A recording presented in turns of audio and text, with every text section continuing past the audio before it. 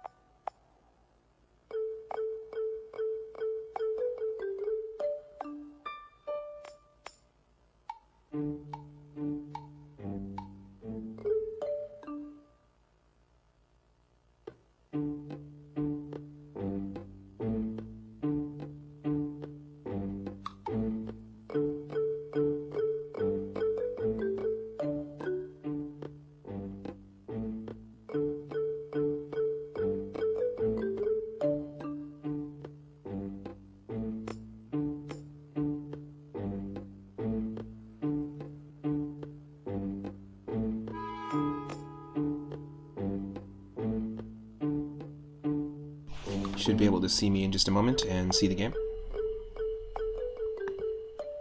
Hello, welcome to the stream, everyone. I ended up going out for a late breakfast, early lunch with my partner. So that's why we're doing a little bit of a later stream today, but hope you're having an awesome Thursday. I'm really excited. I mean, this basically feels like it's the beginning of the weekend. It's basically Friday. It's an early Friday. We can celebrate.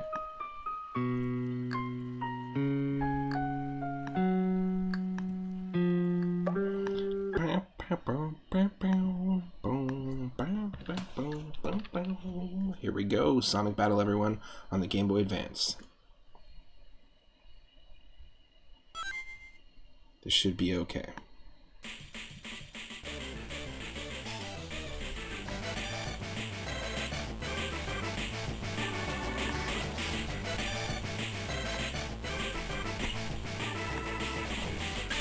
You let me know if you need more game audio or less.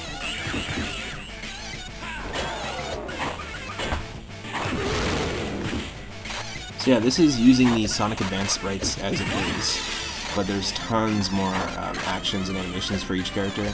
And Sonic Advance 1, 2, and 3 was an attempt to jump back into the the 2D platforming realm, and a fantastic attempt, mind you, by Sonic Team. They're great games. Like, if you're a fan of the first 3 Sonic the Hedgehog games on Genesis, you're gonna love the Advance ones. They're really, really fun. And this was just like a weird offshoot game that ended up like taking the concept and turning it into like a battle mode game. I'm really stoked. You let me know again if you need more game audio. In fact, I think I'm gonna actually just bump the audio at the source. Just bring it down a touch. And yeah, feel free to let me know if you need anything adjusted, video, audio, anything like that. I can do that on the fly. Should we just toss in the name 3 Up Moon, or does anyone have an idea for a name? Remember, we do have some really cool redeems, and one of them is name a character. For 420 Moonstones, you can come up with the name of our character in any game that we play.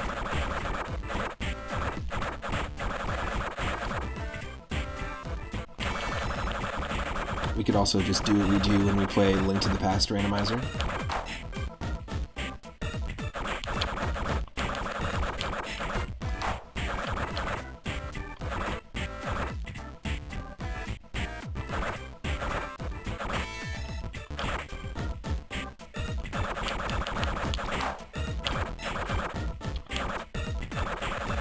There's the 3 Up.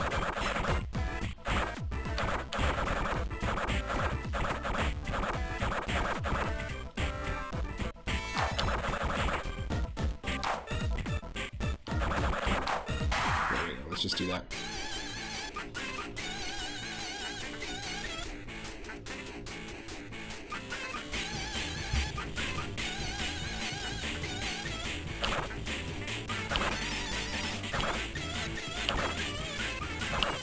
Wow, there's a ton of stuff in this. Mini games, full story mode. Let's go story mode. Let's dive in. I love how kind of off the guitar sounds a little bit.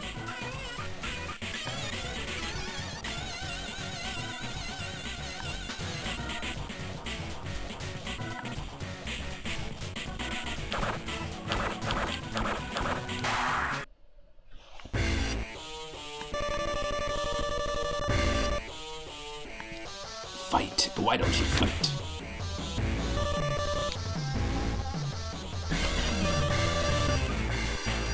Shoot.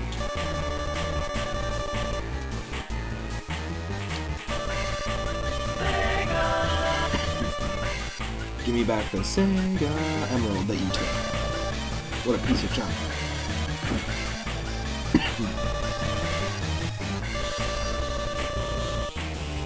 That's it. I've already used your data to create a robot that does what I say, so I don't need you anymore.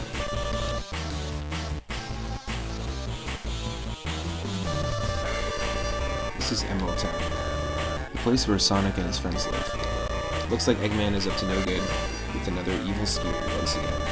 This story begins as Sonic finds a mysterious robot at Emerald Beach.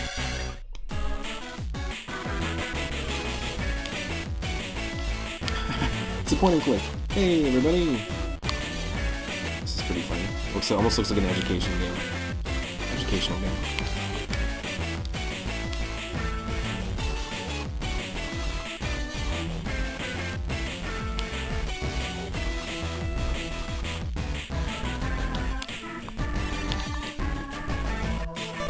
I do like the art style. I like these portraits here. It's pretty cool.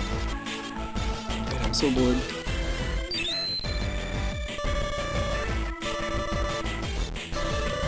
You alright? Wonder if it's busted. Look at all these chickens. Look at all those chickens. I wonder how long it's been here. Hey, are you alright? Yes, it's moving now. Need any help? Can you walk by yourself? Can't speak, eh? Well, it figures. Can't expect much from a white man. Let's get you over your tails first so we can show power, or I shall obey, shall conquer all. Okay. What did it say? Something about chili dogs?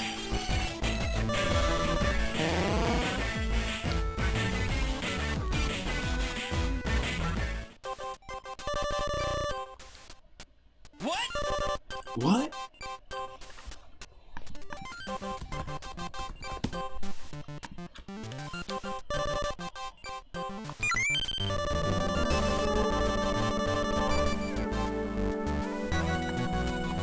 What's this?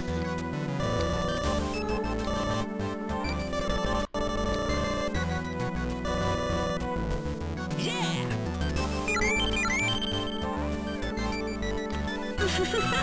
Oh shit. Looks like I arrived a little too late. I must have established a link already. But with Sonic? What a strange choice. Oh well. That won't stop the world's greatest thief. Everything. A Rouge, not Rogue. What am I talking about?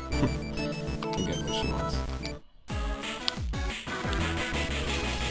Yeah, it definitely feels like an educational game, that's for sure. At least the menu does. Like Mario goes missing or something.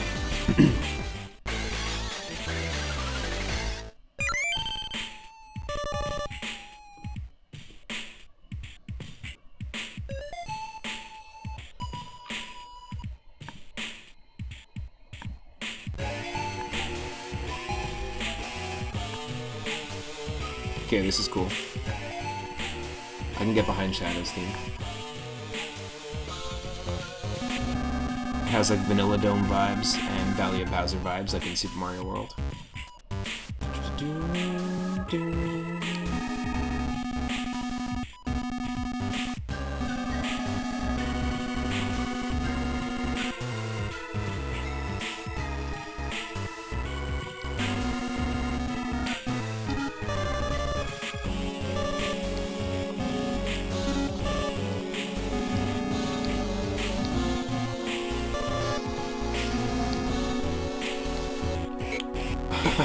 Wow, you have the option to give away the robot. I like that.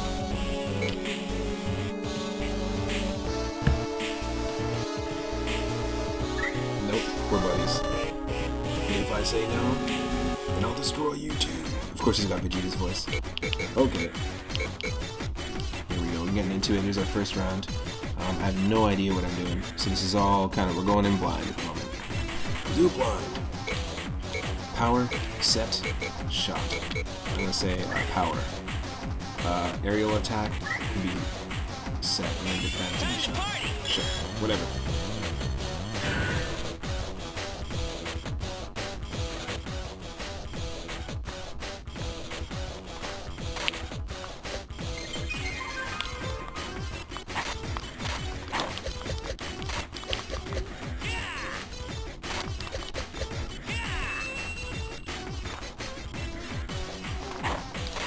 Oh, dude, what?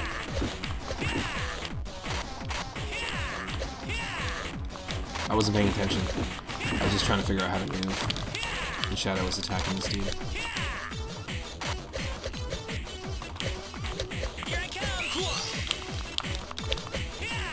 Got him. I like this sort of boxy 3D effect. It's cool. Oh shit.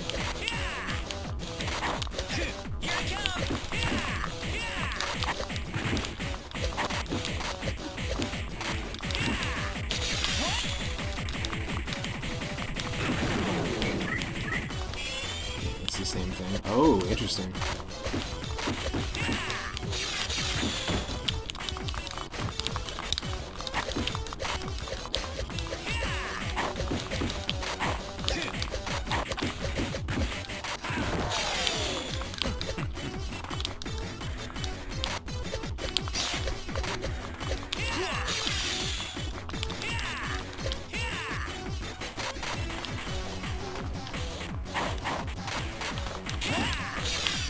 Shoot.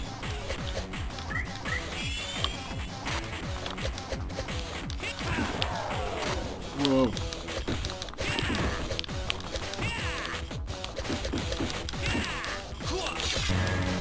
Game set.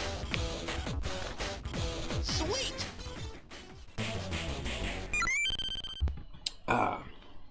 Okay, and there's cards, so it does have a little bit of like a Mega Man Battle Network vibe as well. It's isometric, it's battle focused, there are cards. So we've got the Sonic Updraft. I'm assuming maybe we can use these in battle now. The Shadow Kick. Skill points have increased by 1. Cool. Still haven't regained my full power yet. Listen to me. Whatever you do, don't let Dr. Eggman get hold of the Gizoid. I'll be back. Until then, take care of it. Sonic the Hedgehog. How's Eggman involved in this?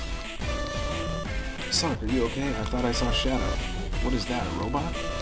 A robot? This thing's about to fall apart. Can you fix it? Where are you going, Sonic? I spotted a bat that I'm a little too familiar with lurking around.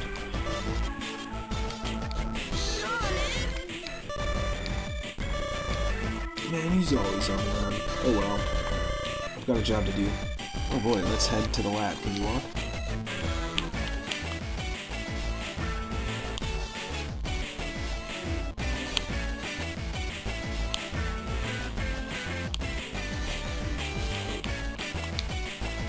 Hi, sugar.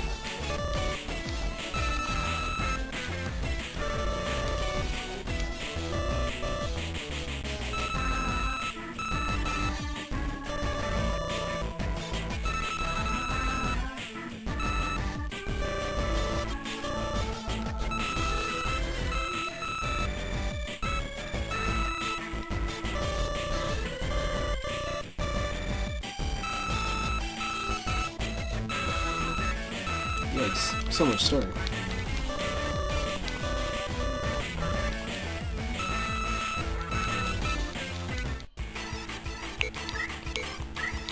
Time to party. Okay, here we go. Beach battle.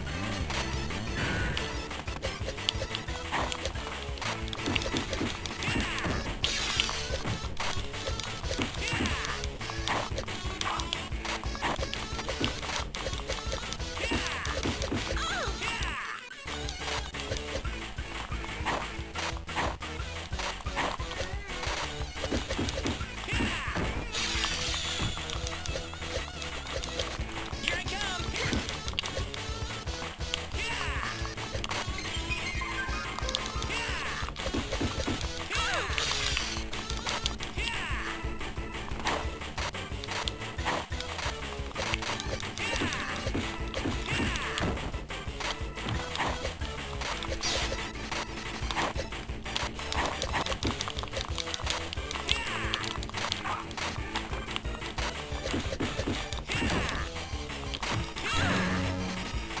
Done. Sweet.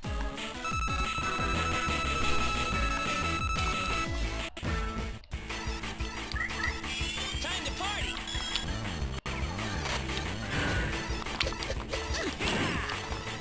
And there goes the battle! Apparently it didn't go. Apparently we have to, apparently it's my first time on live television, and apparently I almost scared myself half to death. And apparently my grandpa won't let me use the remote, and he won't pass me the remote until he's done watching the Powerball.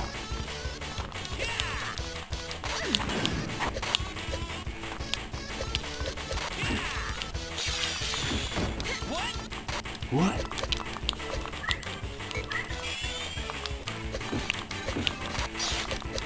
Vegeta, what are you doing here?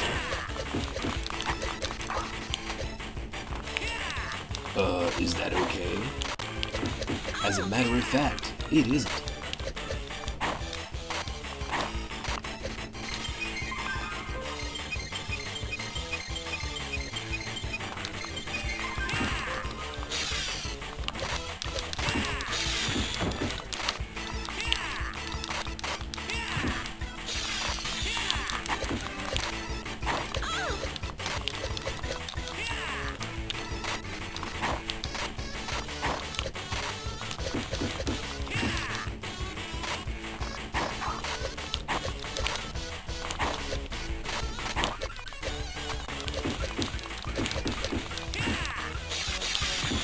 Oh.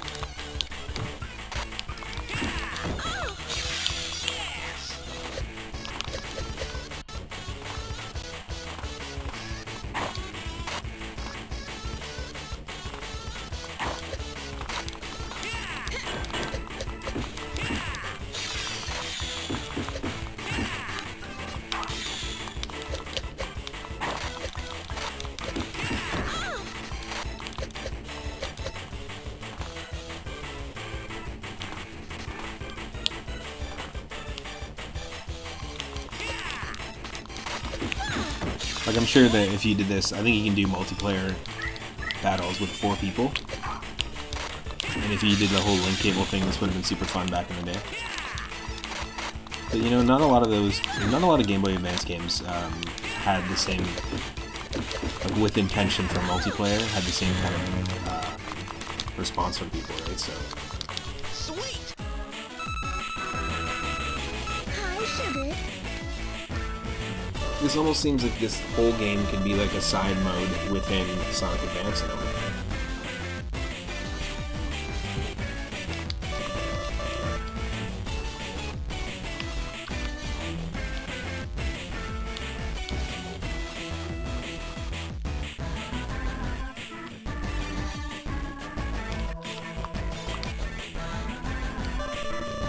Located.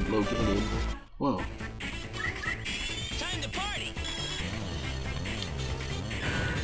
Alright.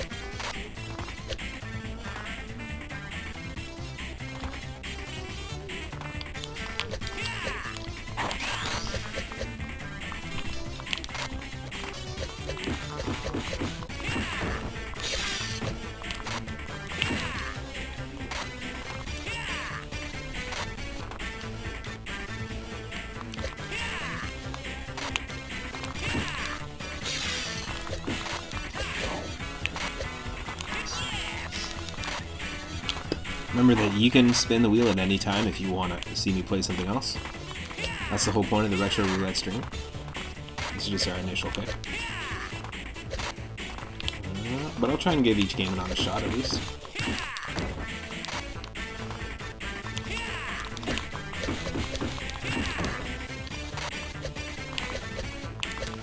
Like, I feel like this game, if there's a Sonic Battle 2, or if they've just refined it just a little bit, like there's a little bit of floatiness, a little tiny bit of jank. But just in the way that Sonic Advance 1 was refined in the second and third game, it would have been really cool to see them refine this concept, because it is a cool idea for like a little 2D fighting game.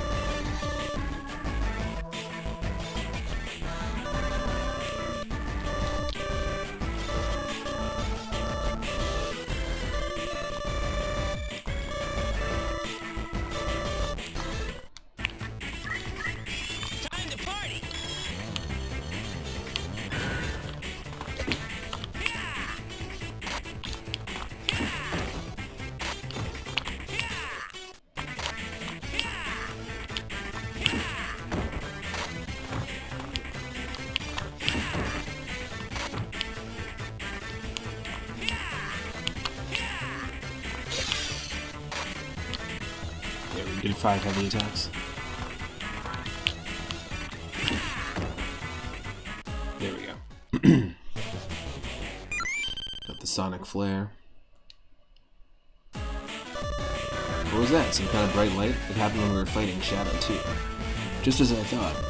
Let's try something else. Do 5 upper attacks, press B and control pad simultaneously. Make sure to press the control pad in the opposite direction that you're facing. Okay. Time to party.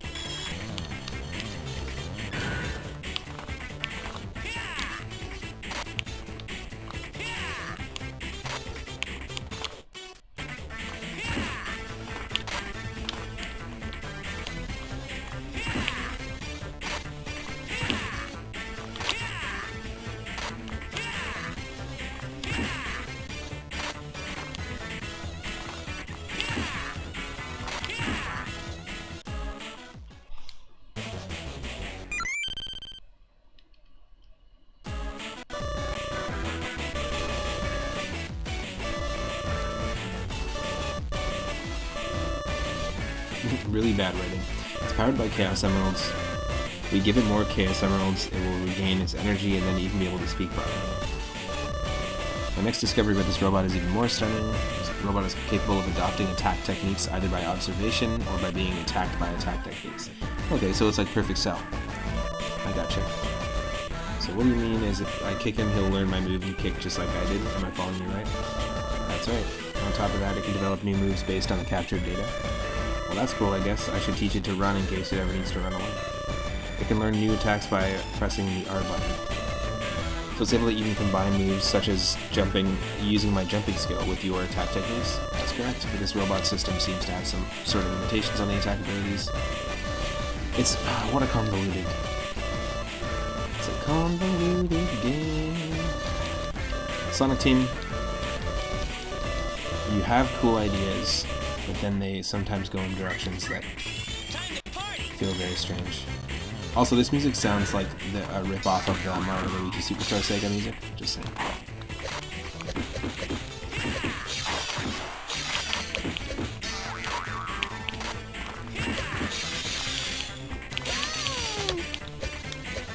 What the?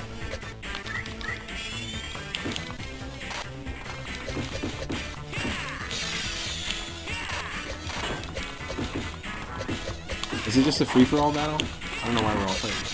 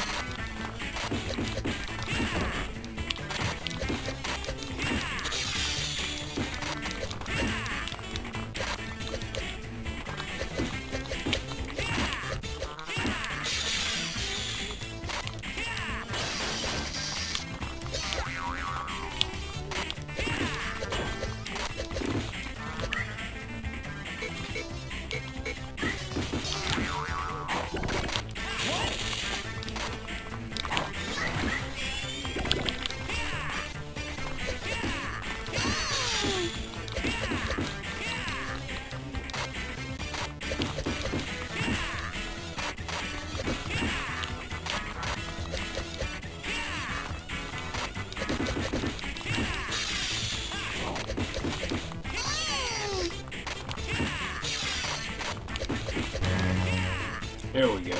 Okay, it was just first to 10 knockouts. I gotcha. I gotcha. Sonic Punch. IQ 300 attack, which is apparently just waving your butt.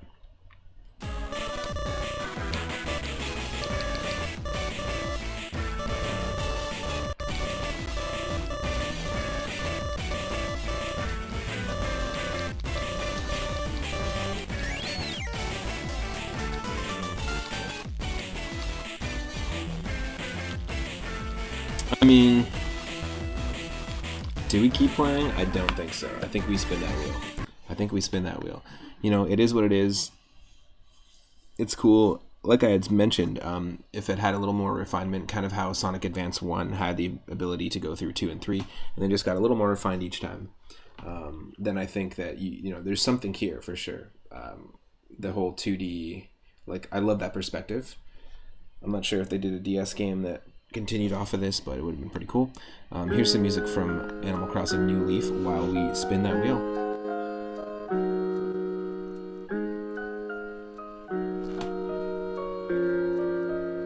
Got over 1,100 games that are all related to animals or creatures in some way. So we've got game 978. Let's take a look at that and see what it is. Just a moment.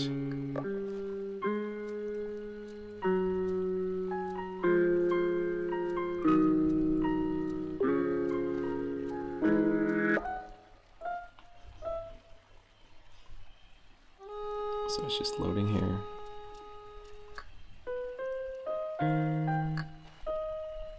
.978 is a custom Super Mario World level. Now, Super Mario World Central is a big community hub and website for ROM hacking Super Mario World on Super Nintendo. If you know of it, you may know that there's tons of Super Mario World ROM hacks there that you can check out.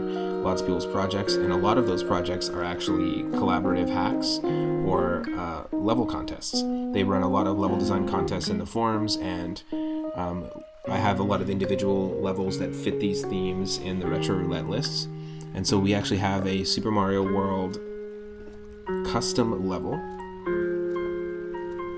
978 is part of a Secret Santa level design contest, a Christmas-themed one, I guess, or at least like a one that took place in Christmas, from 2011 on Super Mario World Central. It's called Barnyard Mayhem, and it is by a user named Sniffit. So we'll take a look at that. Barnyard Mayhem, a custom Super Mario World level, in just a moment. Stick around.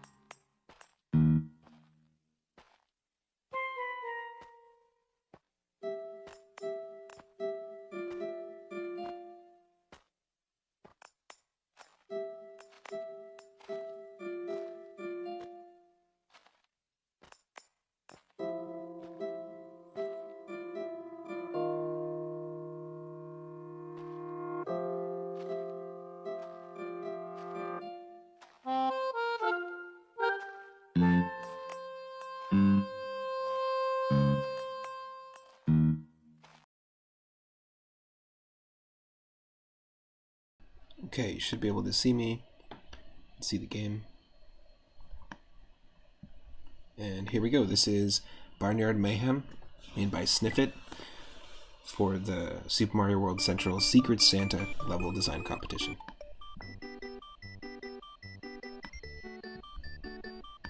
And hopefully it's not too loud.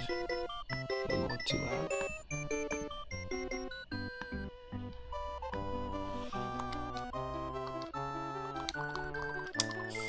Of course.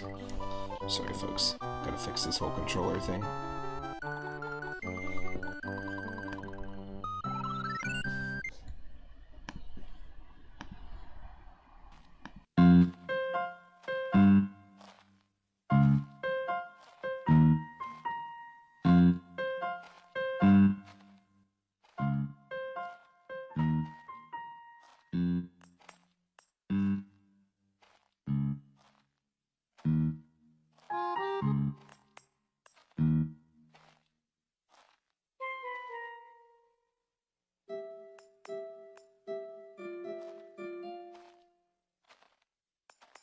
Well, today is definitely a test of patience for the viewers, for sure. Thank you so much for your patience.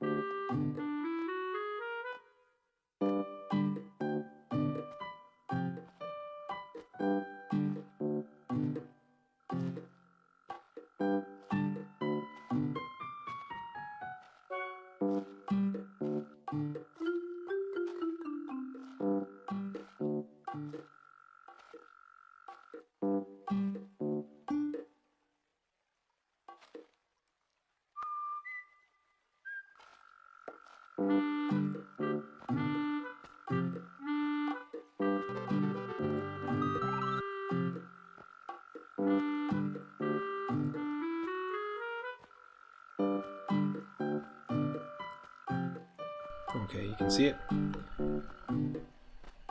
Here we go. Okay, this should work now. There we go. There we go. Third save slot. Let's go.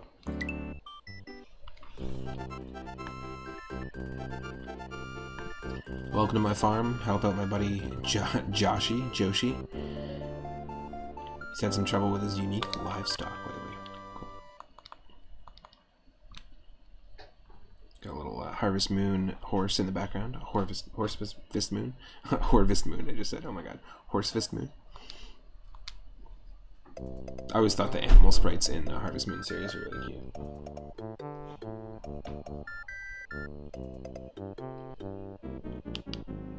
Yoshi's House, Barnyard Mayhem, and that's it, because it's just one level. There we go. The sun will be rising soon. Hold right. To advance cutscenes, always hold right.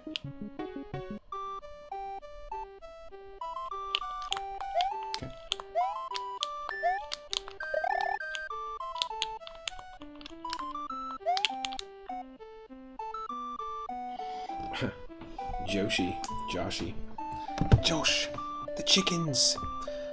Mario, you're just in time. 30 of my chickens have ran off. The Parmesan cheese, Josh. Can you find them?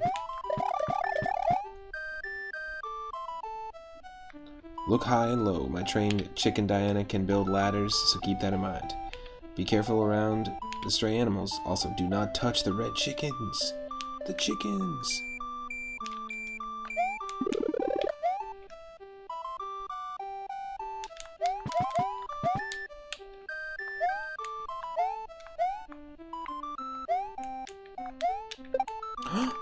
Sorry, Pupper. I killed the dog. I'm sorry. A little floof. Some more Harvest Moon animals. Don't touch the red chickens, he said.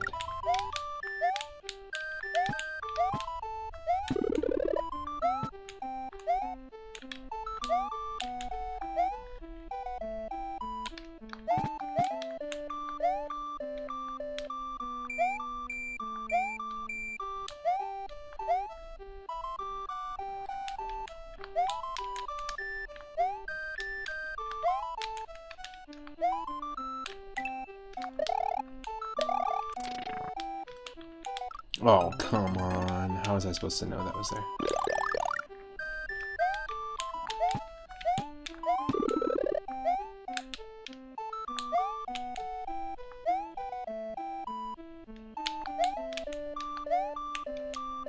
Get the chickens, Josh! Are these horses kissing?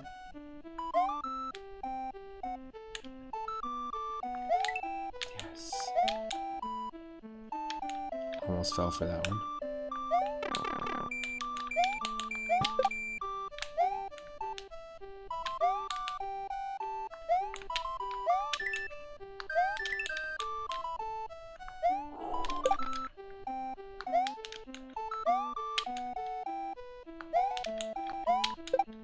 Sorry, puppers. This is originally what the concept for Nintendogs was. It was just Mario jumping around, stepping on dogs. Jumping on floofers. Get the chickens! Look at all those chickens. Don't touch the red ones.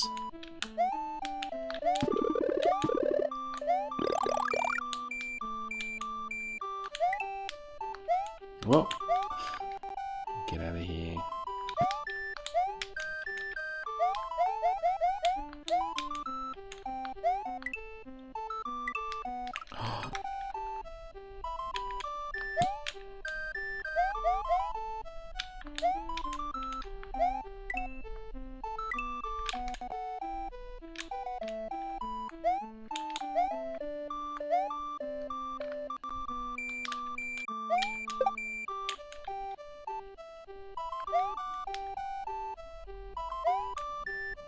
Yo, Mr. the 3 in the he. What's up? Any blank? Hope you're doing well. We are playing Barnyard Mayhem, a 2011 custom Mario level, and we're doing animal and creature themed games today. So we have to get the chickens. Get the chickens, Josh. Nobody will get that reference because it's from some weird Australian cooking show. Or someone's, this guy, a contestant named Josh, his mom is the person that he's cooking with, and the two of them are shopping, and they're like timed, and it's like near the end of the season. Their shopping is timed, and they realize in the last like minute that they forgot the chicken and Parmesan cheese, so she just stops in her track, holding her shopping cart, and just goes, "Josh! Shit, Josh! The Parmesan cheese, Josh! Get the chickens!" And it's amazing. It's like so good. It's just a golden moment. And I find I just end up quoting it a lot. You woke up at 4 p.m. today. 4 p.m., 4 p.m., 4 p.m. So yeah, we have to collect 30 chickens for this Joshy dude. He's not joshing around. We played some Sonic Battle earlier.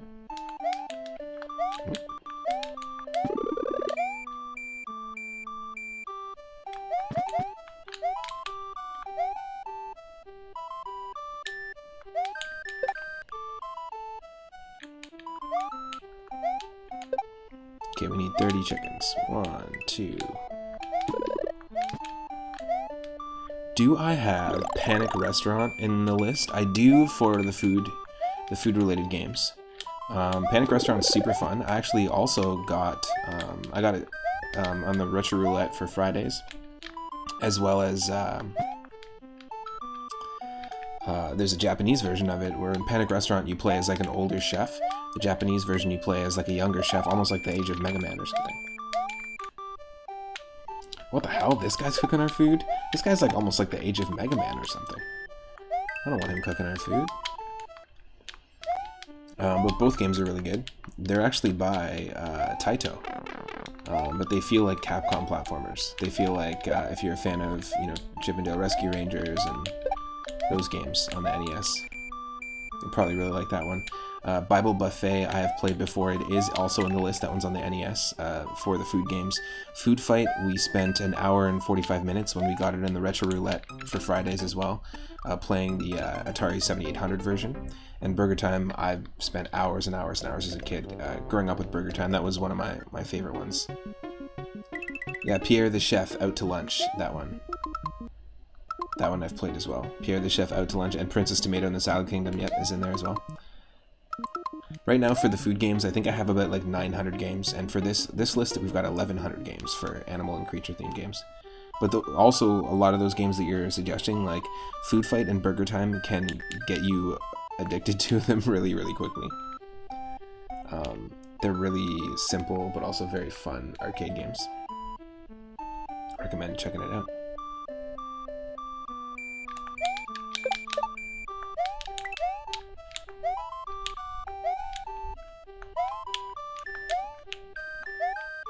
Bible Buffet is like a weird board game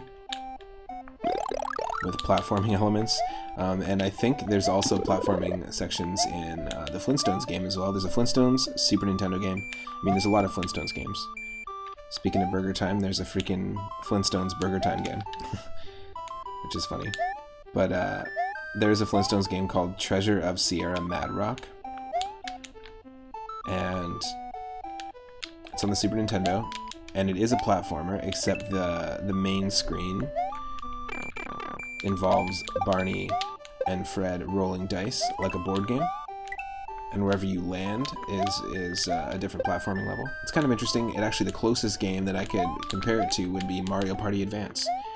In fact, I would say that Mario Party Advance definitely borrows the concept of its like how it works and its mechanics and stuff directly from the Flintstones Treasure of Sierra Mad Rock.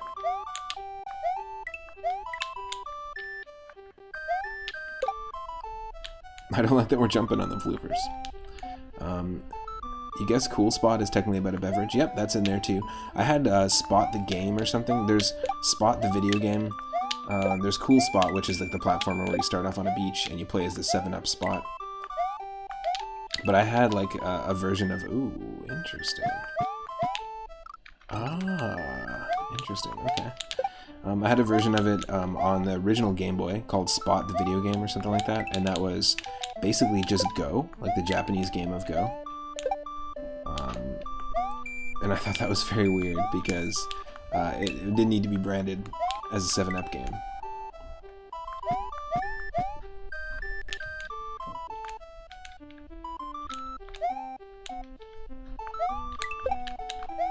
But I had that one, and I actually played it, but it's not really a playable game, but I do remember playing a lot of it. I think there's a couple of those 7-Up games. And I revisited that one recently. I haven't really revisited a lot of... something happened here.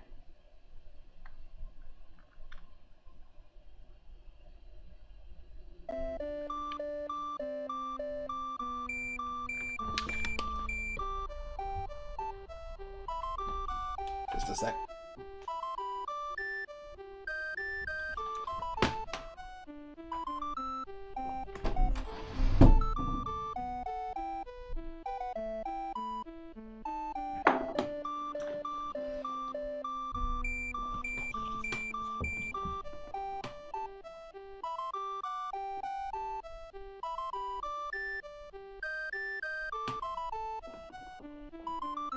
Aha. Okay. Just 1 second, I'll be right back, folks.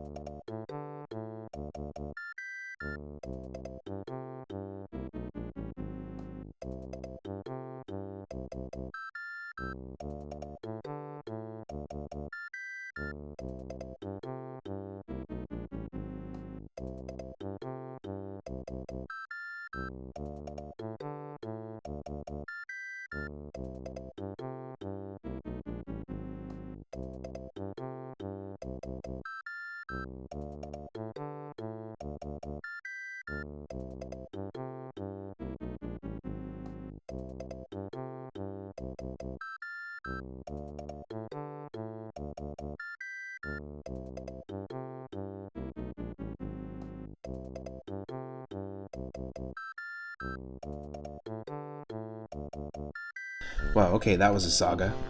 There's a wasp that made it into the room. Had to deal with that. Okay. You should be able to see me. My apologies for having to hear the the overworld music for so long.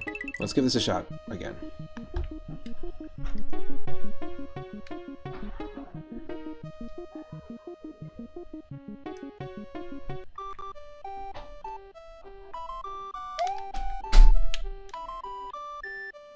We'll probably spin the wheel here in just a sec. Don't touch the red chickens, get all 30 chickens.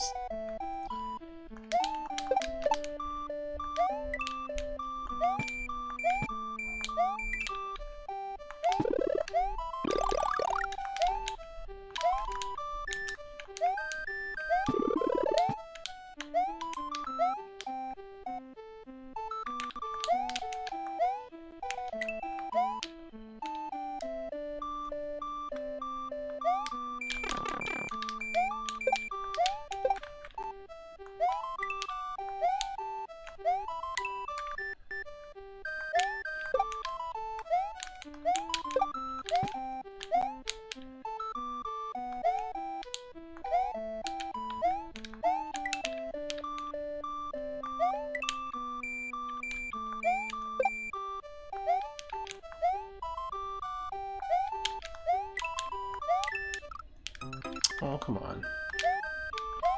Come on.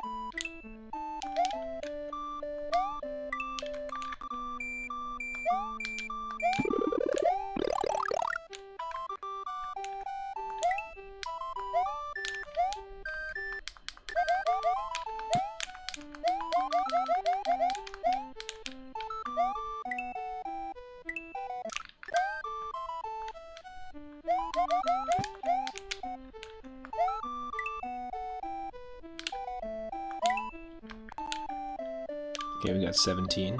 More than half of the chickens. Look at all those chickens.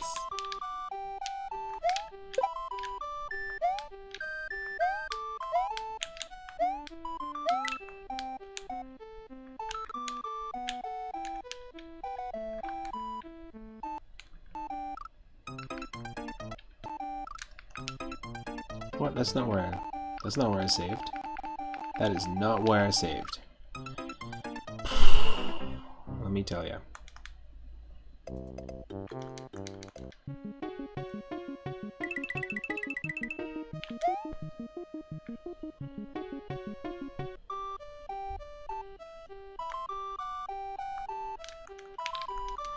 It's annoying that you have to do this over and over.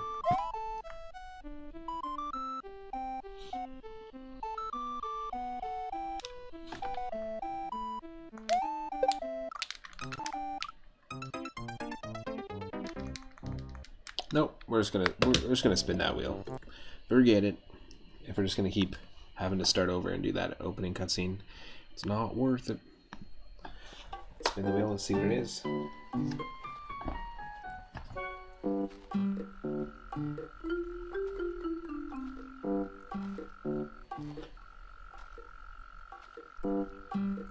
Game number 1056. Right near the end of the list. Let's see.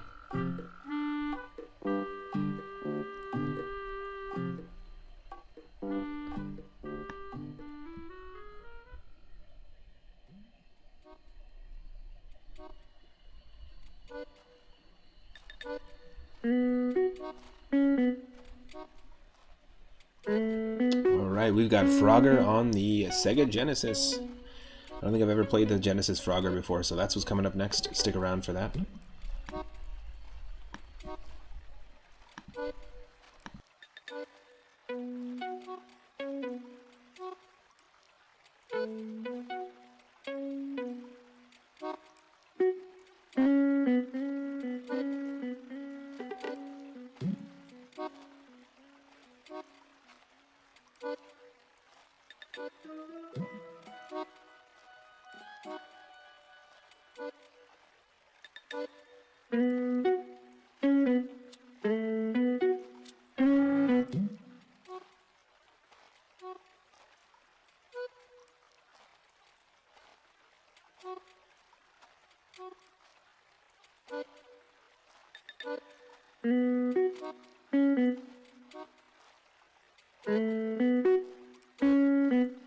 Keep in mind, there are actually tons of versions of Frogger.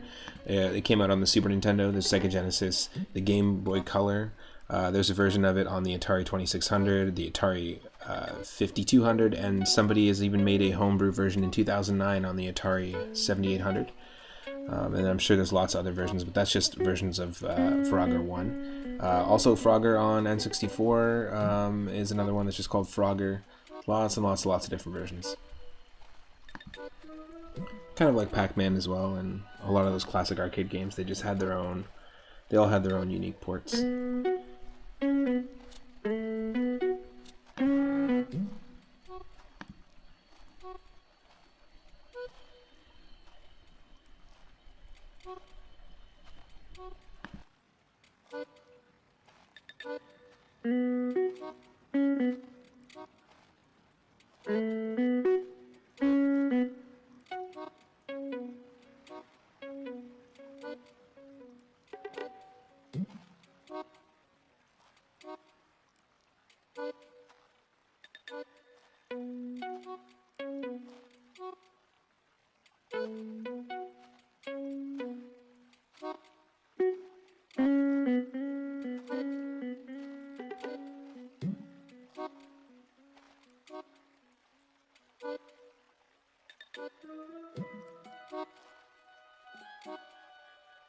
Ribbit.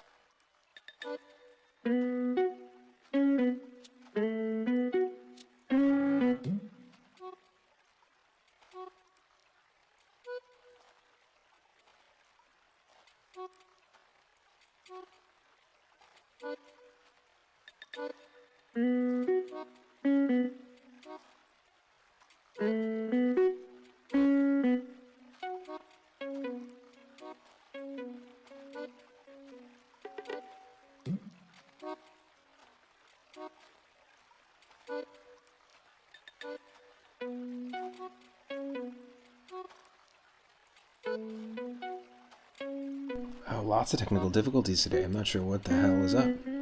Sorry.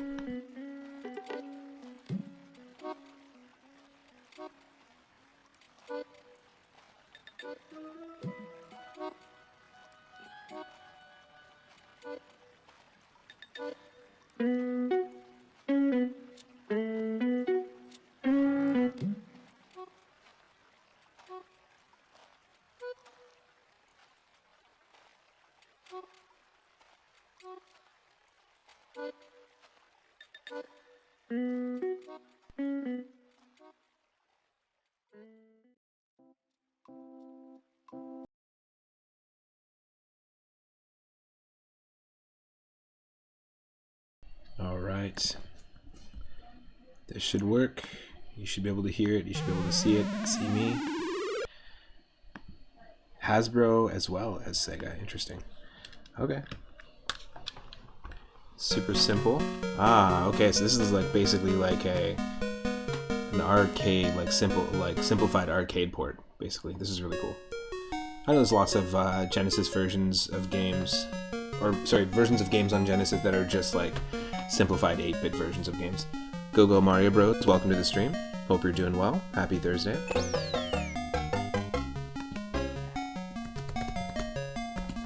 Just want to make sure that the volume, yeah, the volume looks like it's okay. Alright, let's do this. Death right away. Instant death.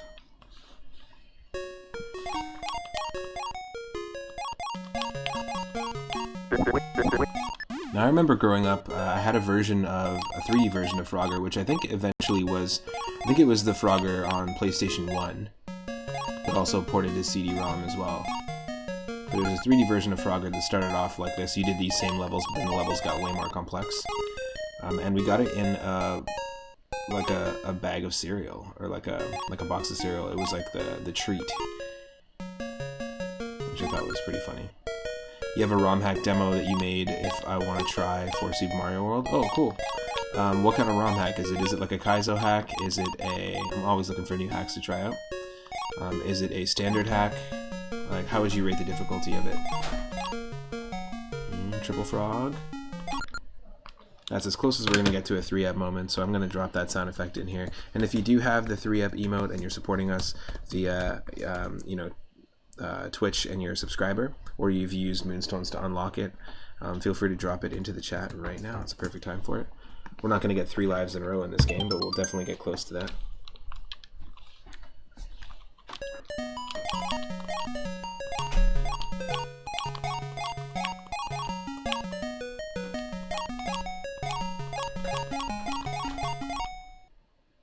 It's a traditional hack. Nice. So a standard hack. Feel free to send me a link to it via Whisper if you want. Grandmaster Farmer, welcome to the stream. Hope you're doing well. We're doing animal and creature themed games today for the Retro Roulette.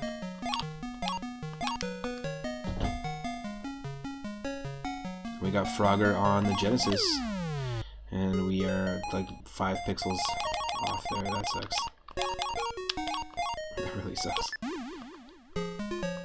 No, we gotta get into the Frogger zone.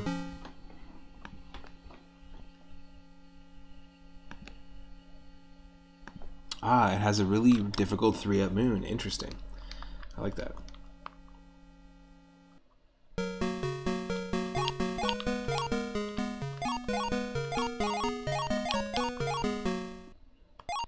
Yeah, I'd definitely be down to try it out. I do ROM hack showcases every once in a while, and one of them is actually like a homebrew coming up. I'm going to be playing. It's called, is it called Mud Battle or Mud Warriors or something?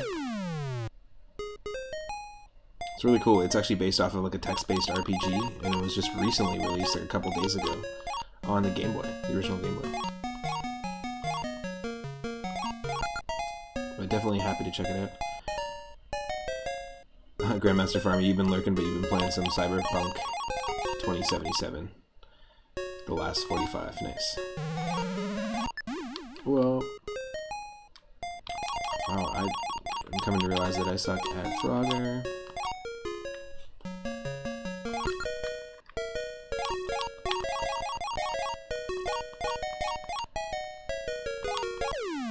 You son of a...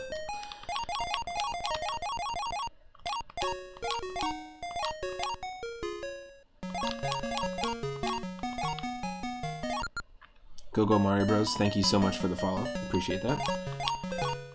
Thanks for the support.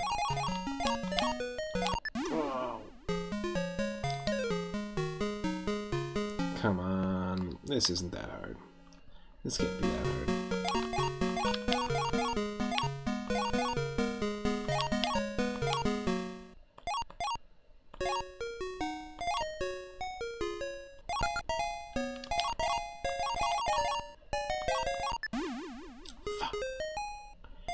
Fridge. Froge.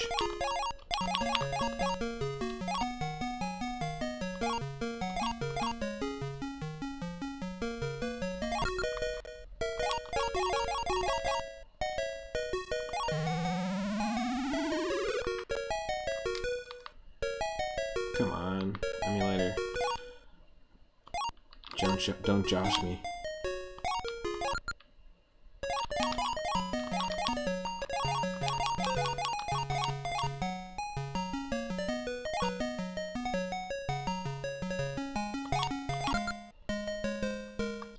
I will definitely do it. Thank you so much for sharing your ROM hack.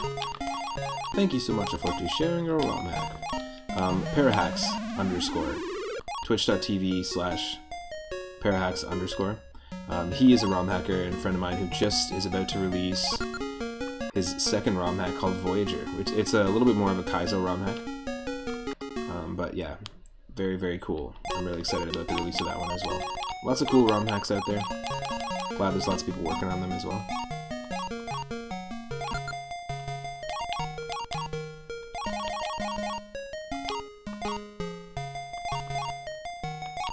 Oh, what was I doing? That was dumb. Your hack is called Maganoxy Island.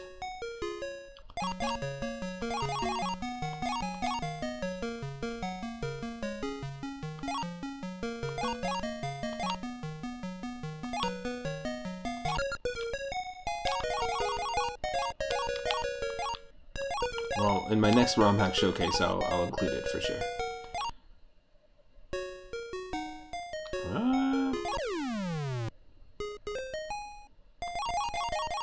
Were we destined to lose there just because that thing was waiting for us?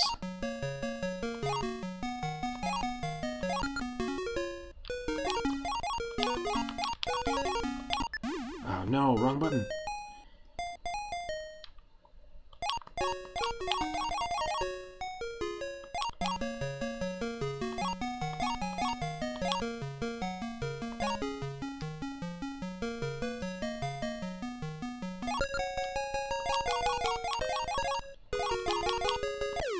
Oh, come on.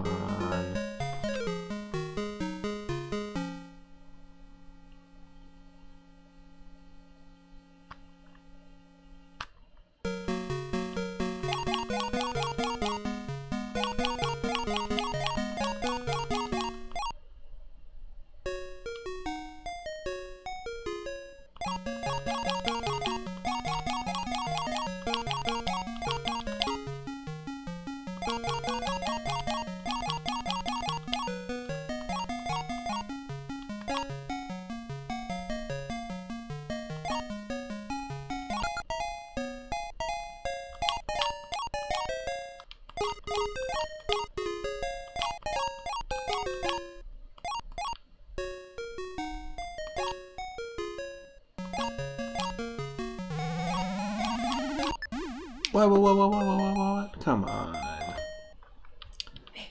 That was ridiculous. We got it. Okay, just 1 second. It hid. Just a moment.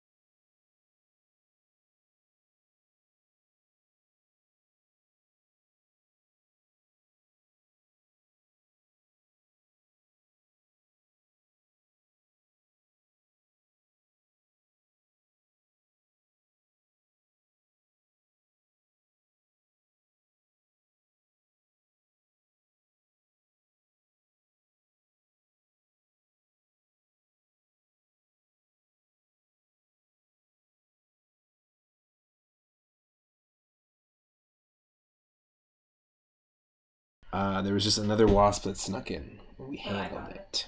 Michelle handled it.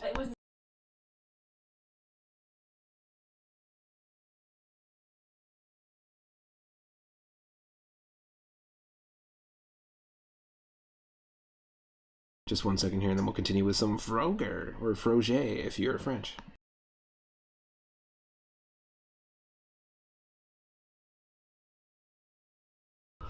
Oh, the melody of the game over here sounds like it's part of Camptown Races. I think there's definitely a lot of references to like classic pretty much like public domain.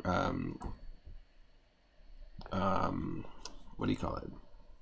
Just like old school traditional arrangements in Frogger's soundtrack. Gwine to run all day, all night. Gwine to run all day. I gotcha. Frogtown Highway, sing this song. Oh, the doo-dah. Truck! Basically.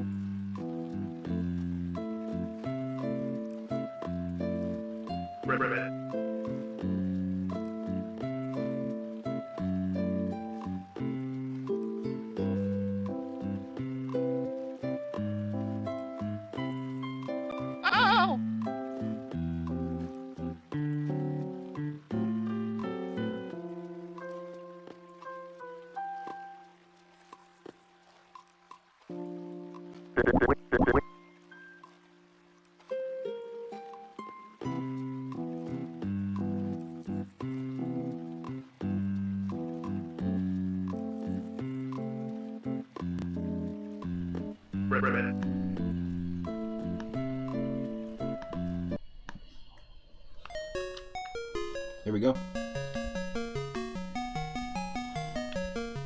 Love me some good old-fashioned god-dang arcade games, you know what I'm saying?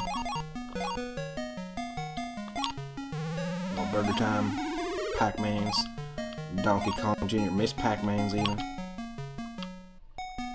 Froger.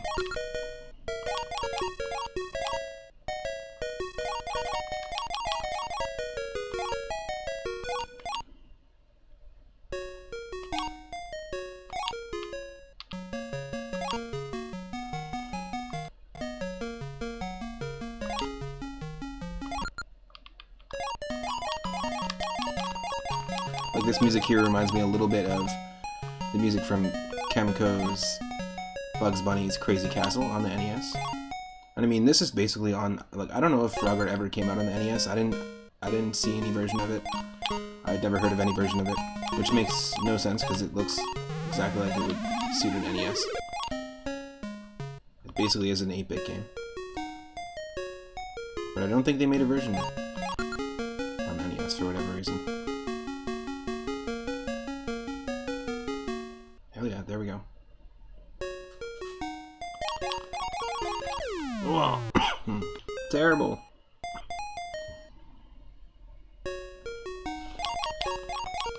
Also, one thing I really liked about classic Frogger like this is that the crocs really do camouflage in those logs there. It's the tiki tiki, it's the tiki tiki tiki tiki tiki room. It's the tiki tiki tiki tiki tiki room. Pretty sure that's a little Disney melody that is also a stolen traditional arrangement. Ooh.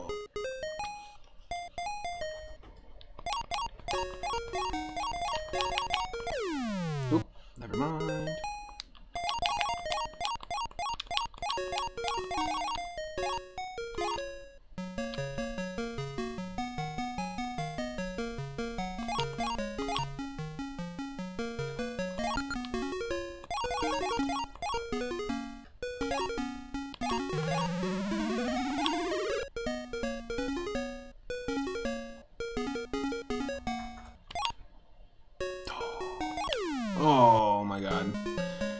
ridiculous. It's just like Burger Time in that, like, in Pac-Man 2. When you lose, it's usually by like a few pixels. It's like, come on.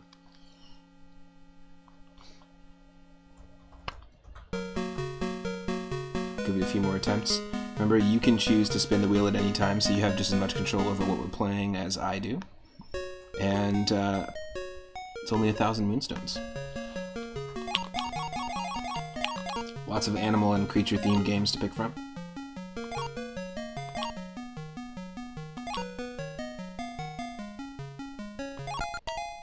Just missed it. Just missed the fly.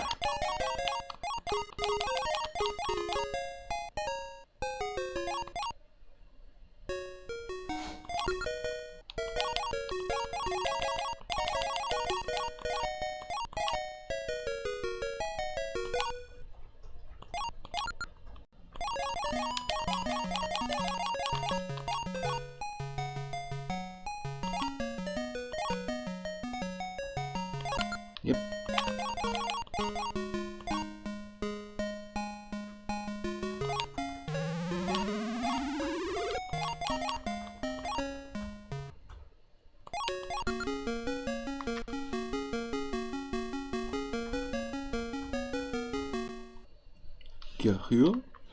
Oh wait, why am I making the sound when I've got it?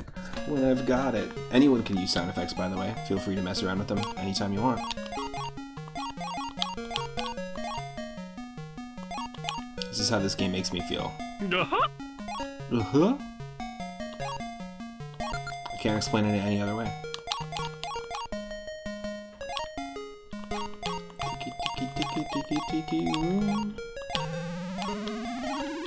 Oh. Yeah, right there, it's 100%. 100% Camptown races. Oh, come on. Again, just by a simple frame, or just a few. By like a second.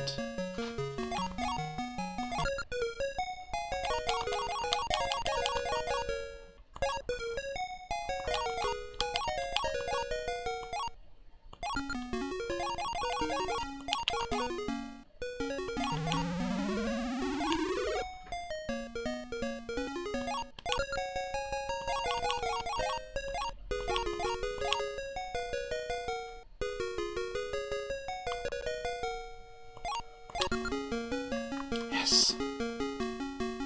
Are we on stage 3 now?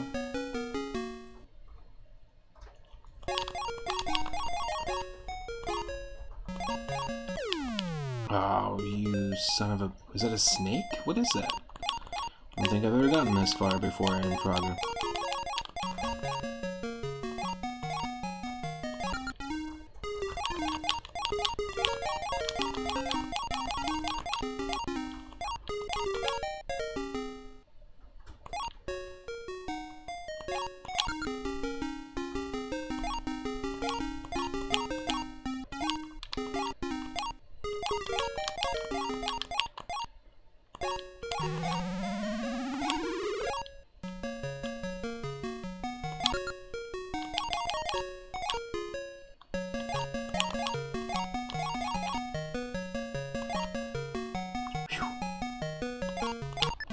Oh, that was a dumb waste of a life.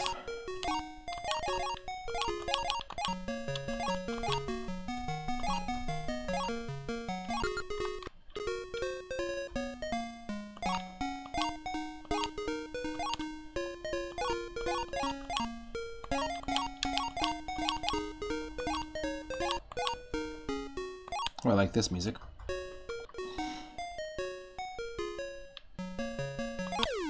Oh, what are the chances?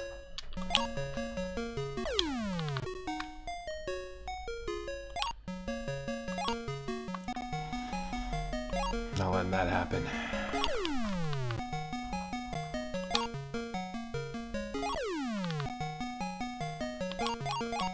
Great.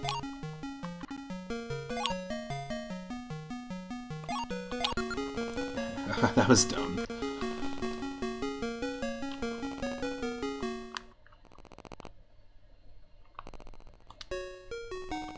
Oh, that's the snake. I was like, what am I hearing right now? But that's supposed to be this snake that's on the screen now.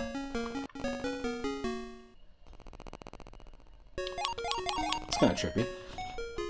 Like, remember, this is on the Genesis, but this is clearly just like an arcade port. I was recently watching, well, not recently, but I guess several months ago, watching Gauntlet 4 over at the Central Scrutinizer TV and Rack Scene TV's channel. Both awesome retro streamers. And in fact, I'm just going to shout them out here while this goes on. But they were playing on the Genesis, and it basically has the same graphics like as this Gauntlet 4. It looks just like an NES game. I remember asking why, and I think it was apparently like originally a homebrew that got licensed.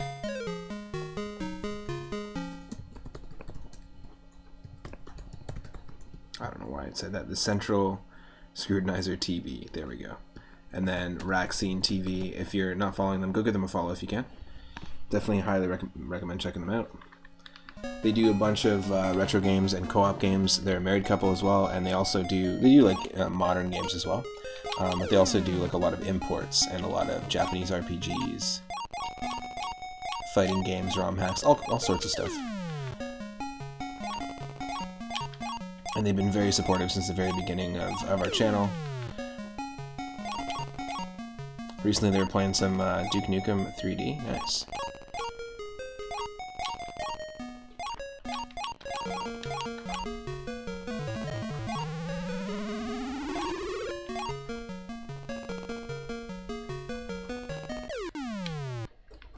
Oh, the time. It's the time. It's the dang time. Okay, we got to stage 4. Is that the final? That is the final score. Oi! Ouch. We'll do one more. It's one of those games. It's super addictive. We ended up spending like almost 2 hours playing Centipede on Atari 5200, and Food Fight almost 2 hours playing that on 7800. Very simple games, but they're the kind of game that just makes you want to keep playing and keep getting better. You know you can get better. It's like, ah, damn, okay, I'll keep going. Love a good arcade style game. There's just something about it.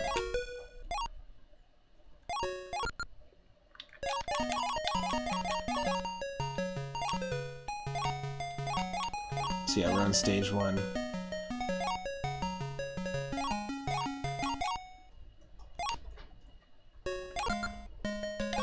Oh, come on, that was dumb.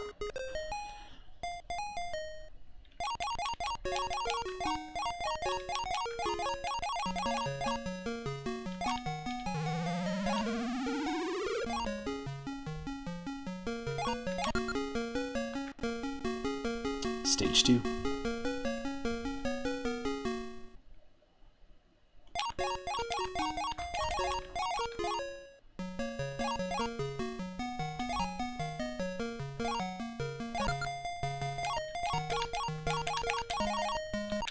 Ah, so close. I don't know why I jumped on that one, but it just happened.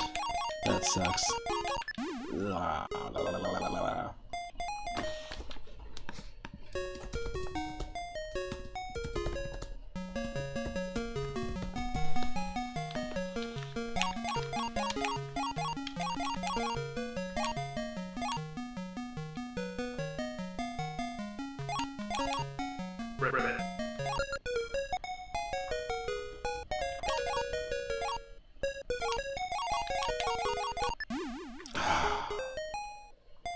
Wow. Yeah, exactly. Who do you think you are?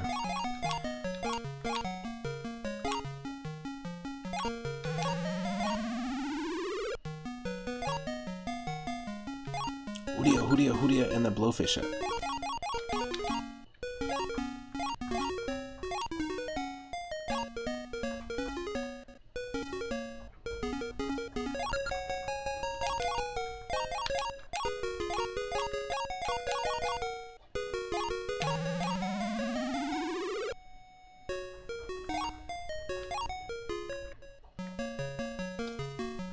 Stage 3.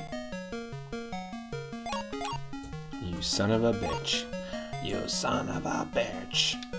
There we go.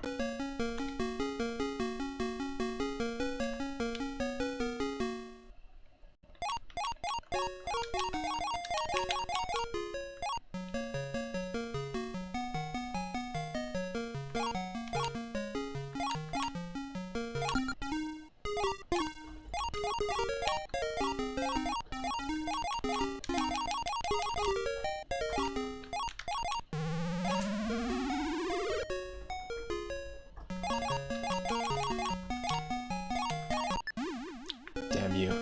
Damn you. Don't do it to me.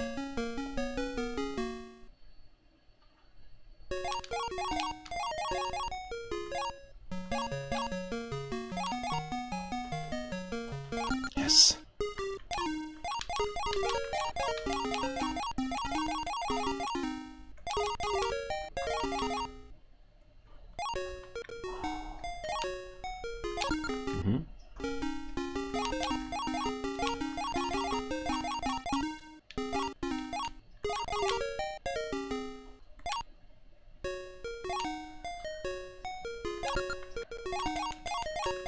Time is 42, folks. You see that? 42 follows us in every single playthrough that we do. I mean, it is the answer to the universe, life, and everything. So I get it. But it almost seems like the ghost of Douglas Adams is just following us in every game. Ugh.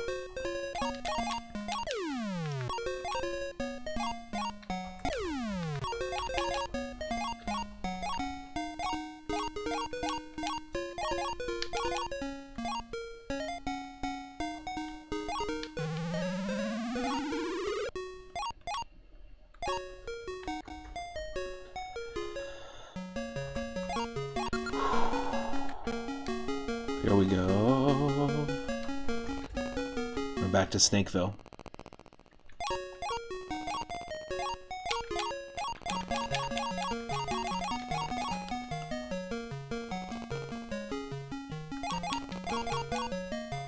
Oh, dang. No thanks.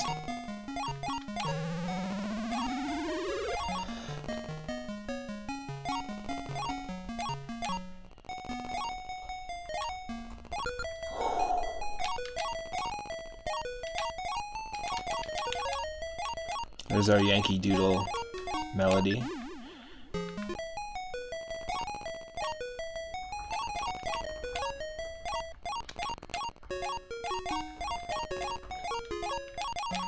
Oh my god, that was insane. Oh.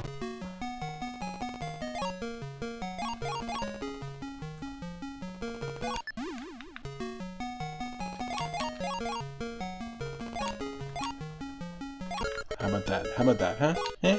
Eh?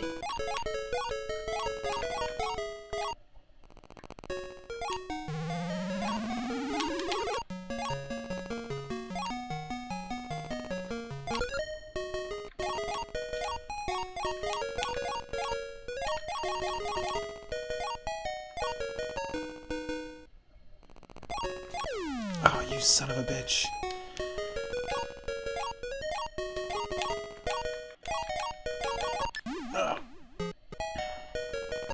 Do you see what I mean? Like, this is our last life. We have to use the save states to keep ourselves alive.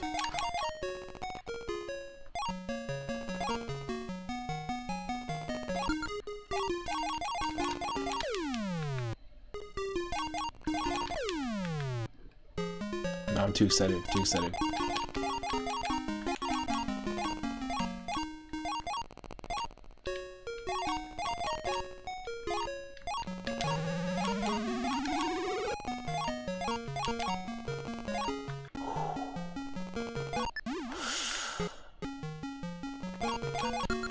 Yes, got the 200 points from the fly we already had, and the fly that was waiting for us. Back in my day, we'd get 200 points for every fly we had. Not just 200 points per frog like it is today.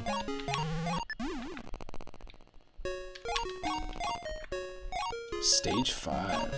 Yikes.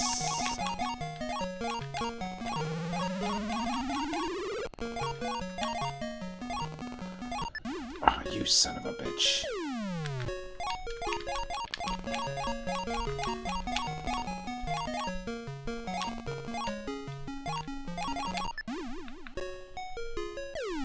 Come on. It's getting tough.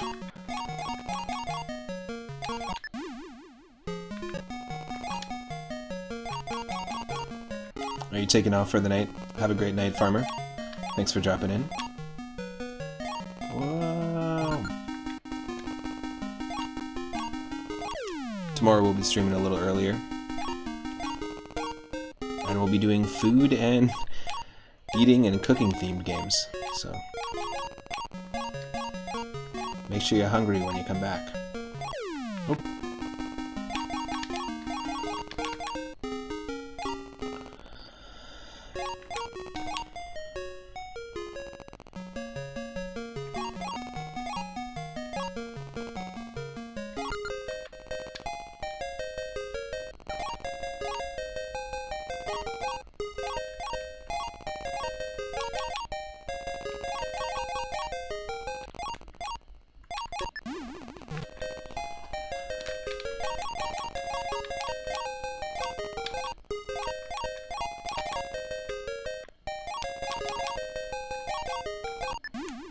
What?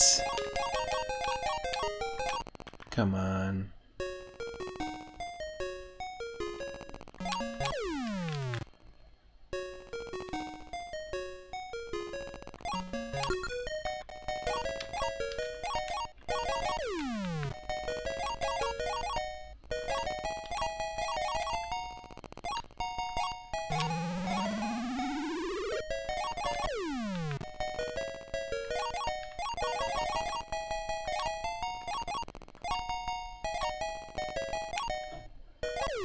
Oh, so close.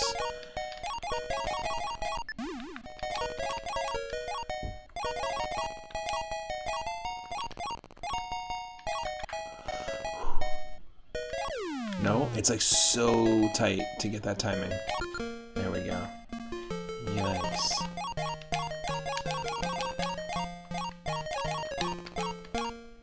Oh, and right to the music too. I love that. Love when we can time our actions up to the music. And it works out for us. Woo-hoo.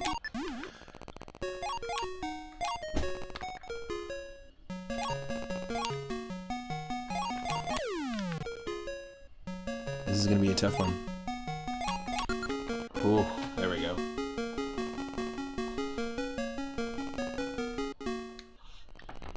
Level 6.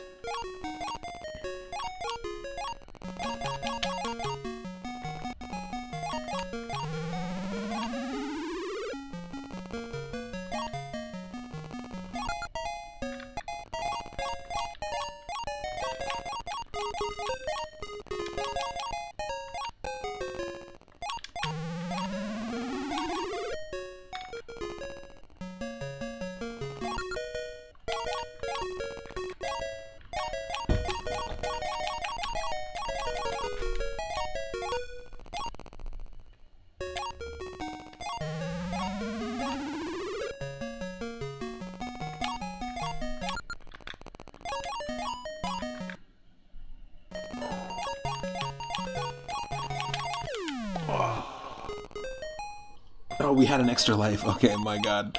That's crazy. I wasn't prepared for an extra life.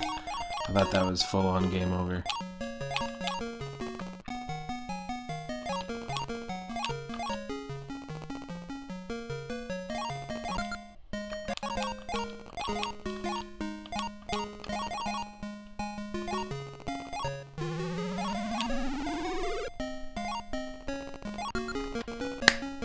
Level 7.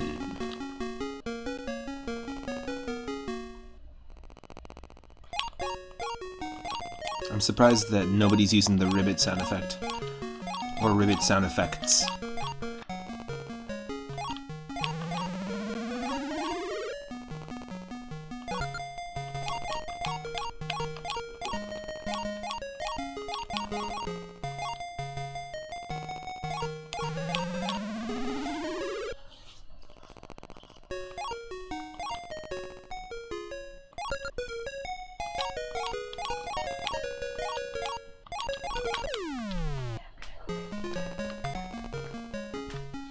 Oh, it's Command S.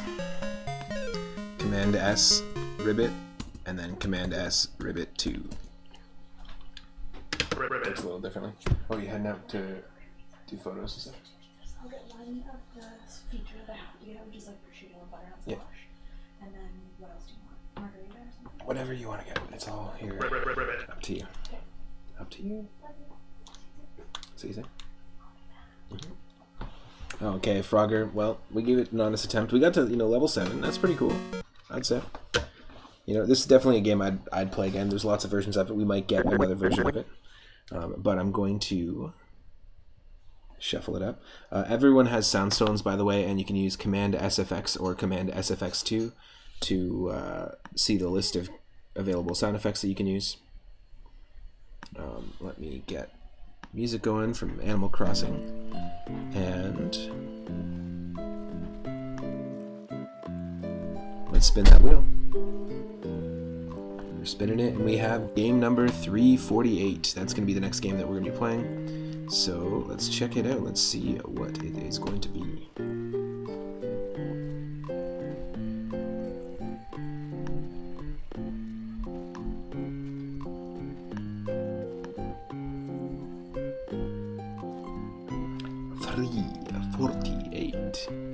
Ah, ah, ah. 348 video games. Ah, ah, ah. 1 video game. 2 video games. 3 video games. And so forth.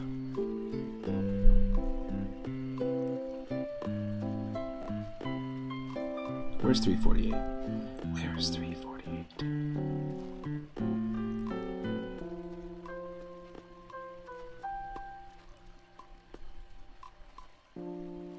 348 is Falcon on the PC Engine. Chances are it's probably about a jet fighter or a jet plane as opposed to an actual Falcon, but who knows? Who knows? I am stoked to play more PC Engine games, though. We discovered Samurai Ghost recently, which I really, really love. Super fun game. We played New Adventure Island on the PC Engine. We played a little bit of Splatterhouse for our horror-themed Retro Roulette. There's a lot of really cool games on that console. Bubble Bobble 3. So here we go. We've got Falcon on the PC Engine up next. Remember, you have just as much control to choose what we're going to play as I do. For 1,000 Moonstones, you can spin that wheel anytime. Falcon on the PC Engine up next.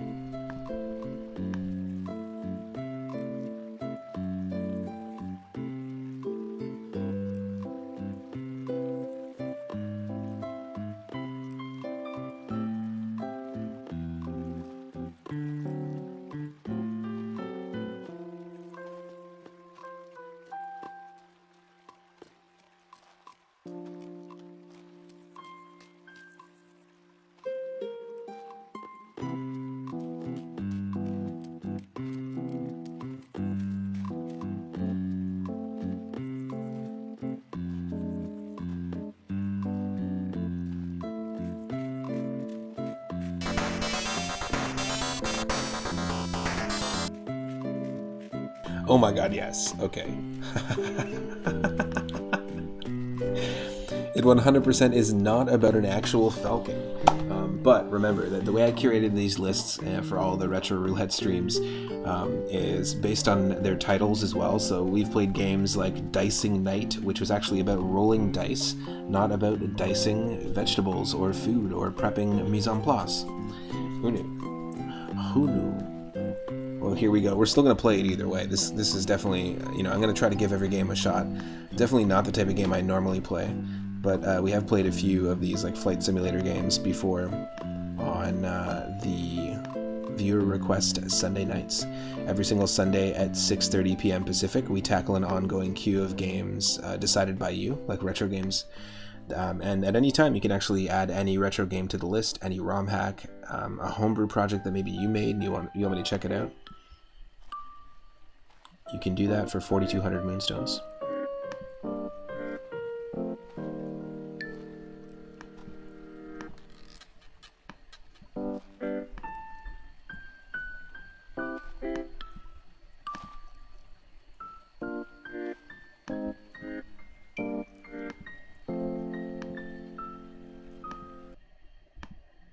This is funny. Okay. Come on, display capture. Let me... There we go. Okay. You should see me, you should do this, and you should see this, and here we go.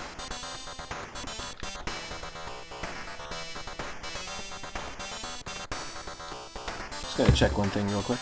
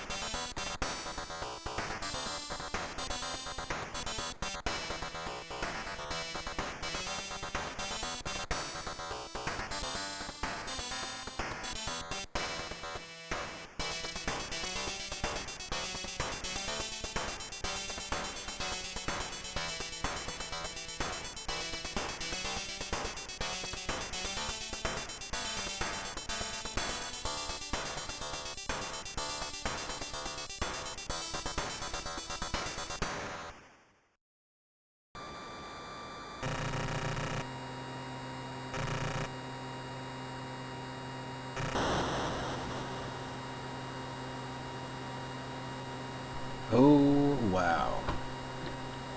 I get it for 1 second and then I realized that this is going to be a pretty ridiculous game.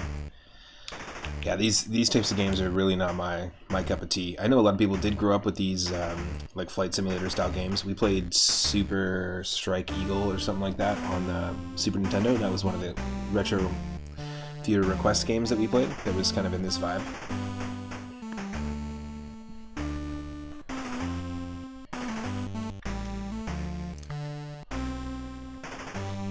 Welcome to Falcon. Your mission, should you choose to accept it, is clearly just to steal lines from other television shows and movies that you've seen military speeches given in. Womp, womp, womp, womp, womp. No one cares.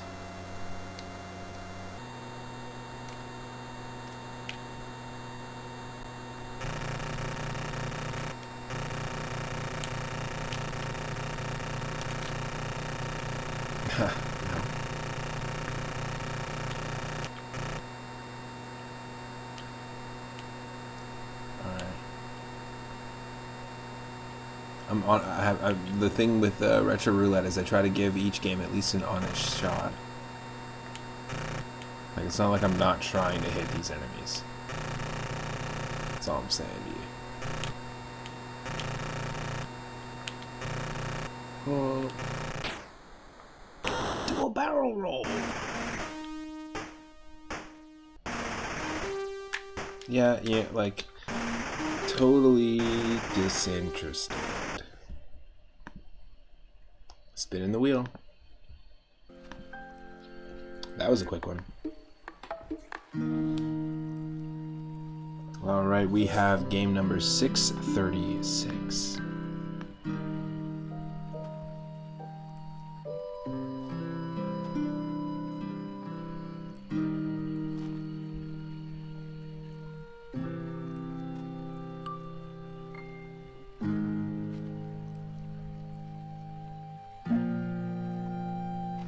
Almost there. Game number 636 is Turok Dinosaur Hunter on the N64. Hell yeah. We're going creatures where dinosaurs count? Absolutely. So stick around for that. Some Turok 64.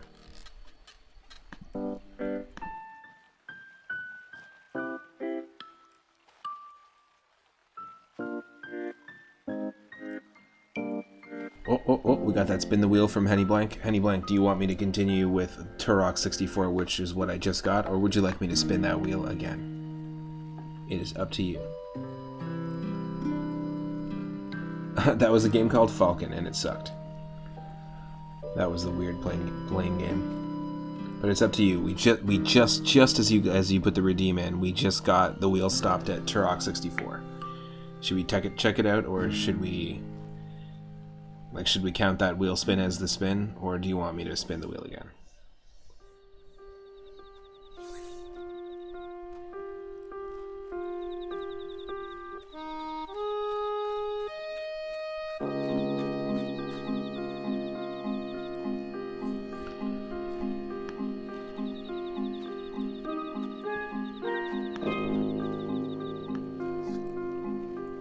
Turok came out when you were 15. You haven't seen it since. Let's rock and roll. Okay, cool. Just one sec. I played the Game Boy Color version of Turok when we played licensed Game Boy Color games. We did a specific stream that just focused around that, which was pretty funny. Alongside Blade and Flintstones Burger Time and Bedrock and a few other really wacky ones.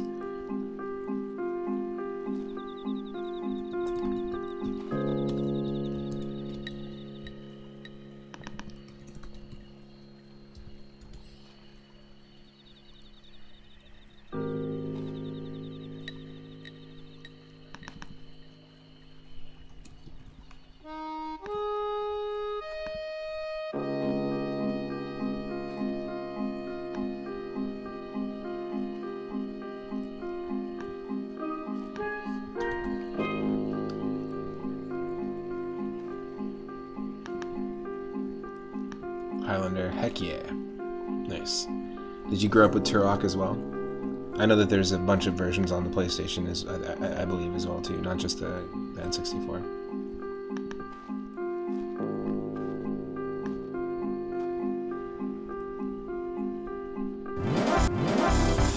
Henny Blank hosting that stream for one viewer, thank you very much. Well, I guess it's not Turok 64, sorry, it's Turok Dinosaur Hunter.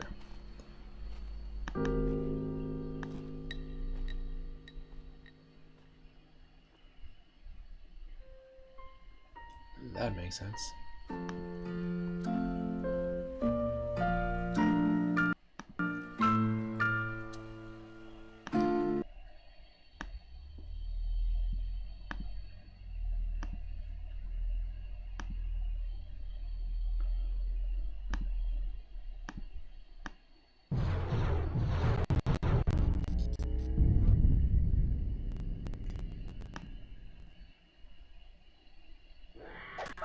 You wanted to like them. You played Turok 2 a lot, but never really did. But nostalgia's there.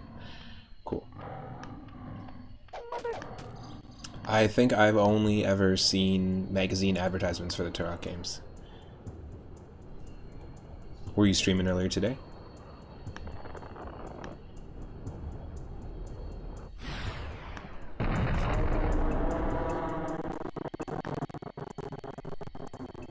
Okay, let's see if we can make this not lag on us.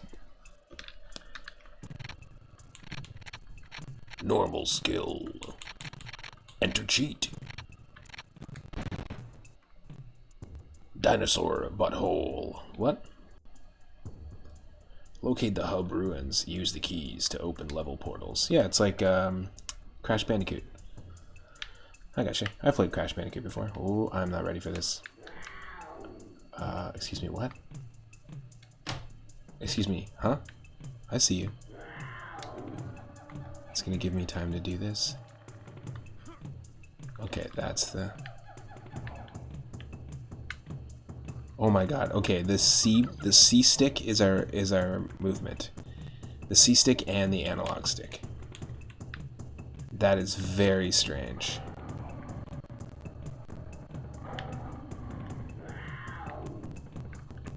Whoa, can we change that? Oh. The universe is trying to copy over itself. No. There we go, okay.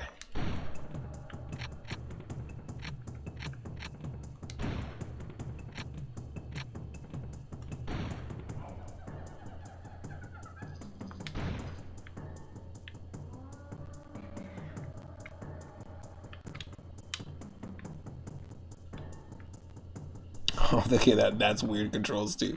Hold on a second here. That's very strange. Both-handed? Can we say both-handed? Blue blood, green blood, no blood. Keys. Nope.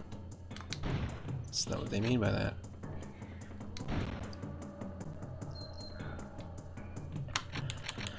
Okay, we've only got 2 options. It's an interesting control scheme, that's all I'm gonna say.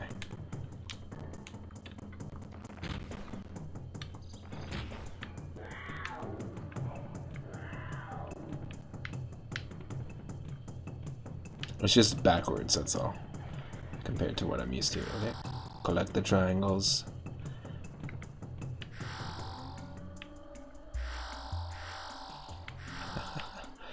Oh, this sucks.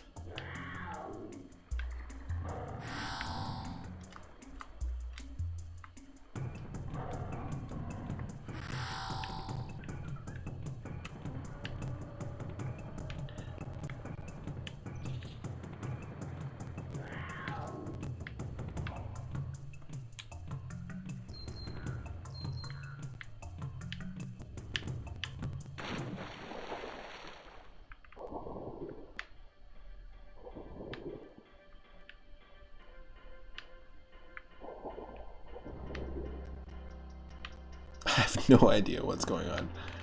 Without the option, like there's really no option to change your controls. It's just really hard to get used to these controls.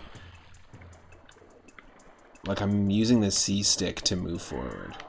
Like the C buttons. I'm using that as my like movement. And I can't swap that. Pressing Z to shoot. A switches our weapon. And so does B. So they're both useless. R jumps, L is the map.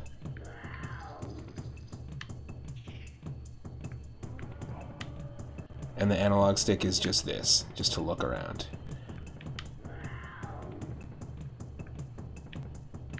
Let's count it down.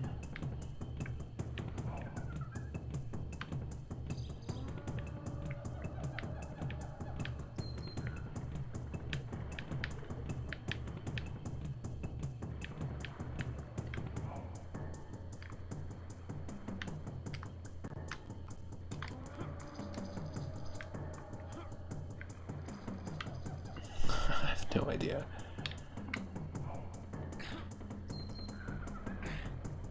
Oh, okay. Apparently we can just climb it.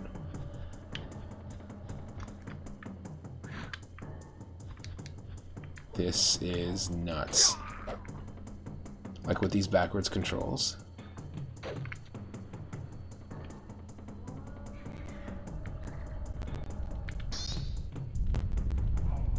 So I found this is pretty appropriative. I found a game that is like an infinite haunted mansion, and it looks like a PS1 game or like an early N64 game. Kind of looks like this. We can't play it with the controller though, and you can only play it in full screen, so I don't think I'm going to be able to stream it at the very moment, but it's a very cool game. It's like a infinite haunted mansion PS1 demo disc roguelike game. I just picked it up on Steam. It's like $5, which is crazy.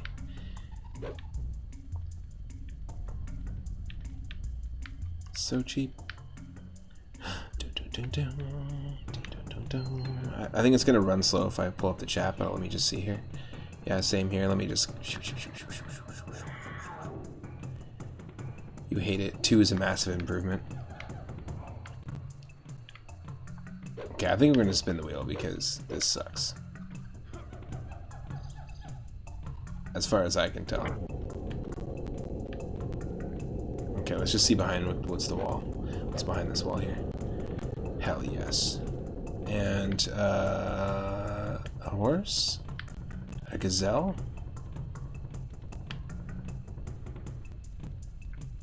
It's like when you see Mew for the first time in Pokemon Snap, it just ran off. You're like, what the hell? Now it's on.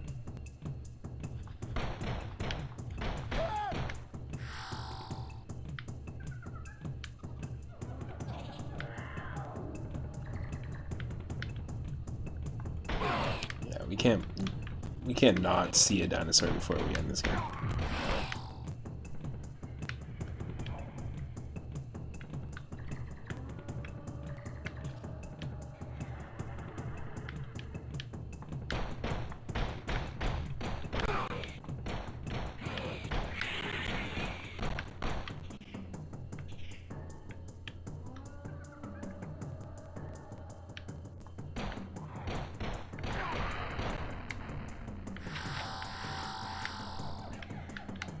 Oh, inspired by Doom much.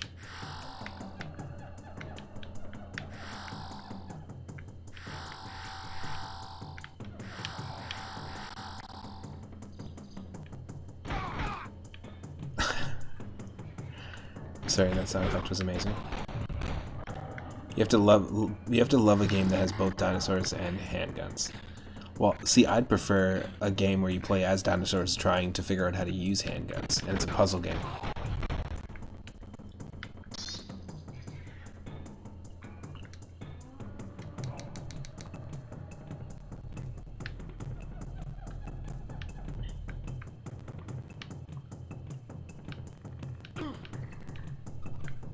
Sorry, the camera's so janky.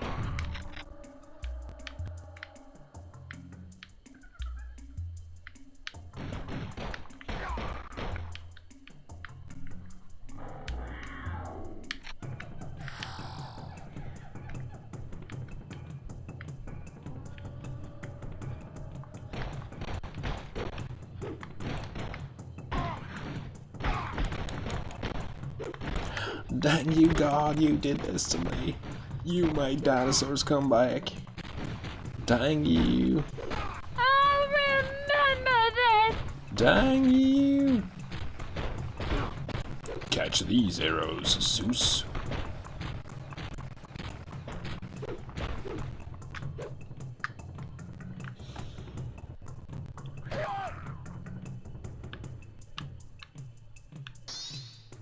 Mortal wound.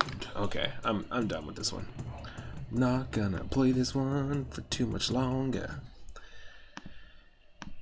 Let's spin that wheel. What's up, Daryl? How's it going?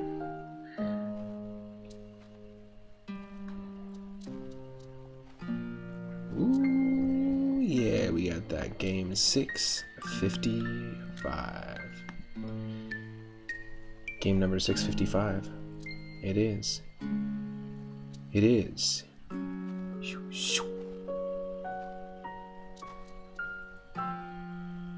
Aha! Another animal game, of course. Woody Woodpecker on the Game Boy Color. Is it a platformer? Is it just a reskin of one of the Bugs Bunny Crazy Castle arcade style games? Because it was repurposed, I think on the Game Boy Advance at least. The Bugs Bunny games were repurposed in Brazil and sold in Brazil as Woody Woodpecker games. But yeah, sure, we'll do that. We'll jump to the Game Boy Color. We're all over the place with console here, so stick around for that, for Woody Woodpecker on the Game Boy Color.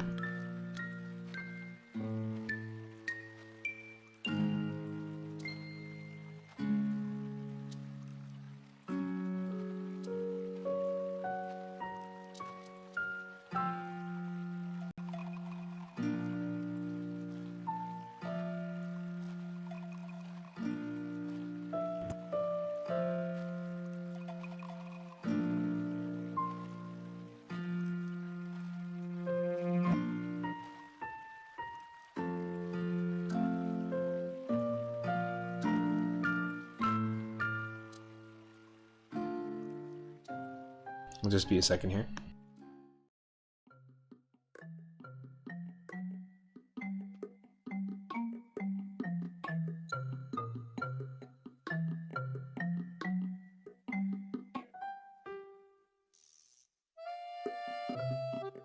Hope everyone's been having an awesome Thursday so far.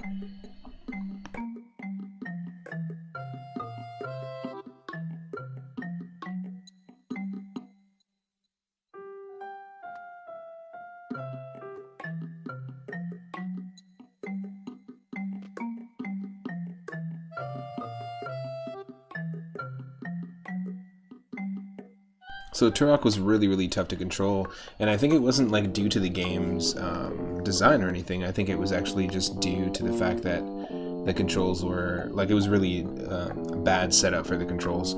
Whereas we played Shadow Man recently on the N64 for part of our spooky horror themed Retro Roulette, and that game was actually really fun.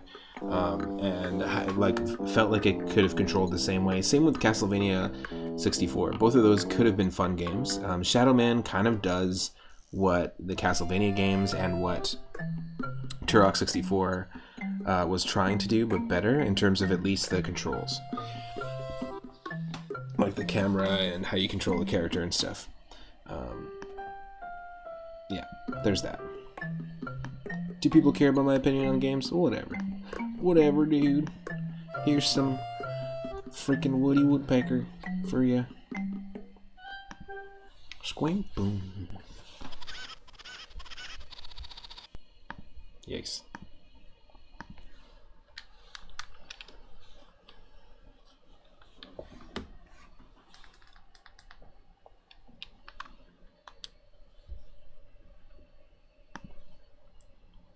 This came out in 2001, so the Game Boy Advance was already out.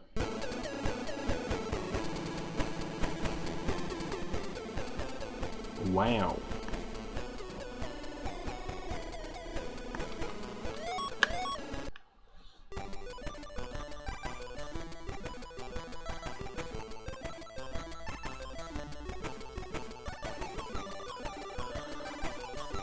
Hilarious.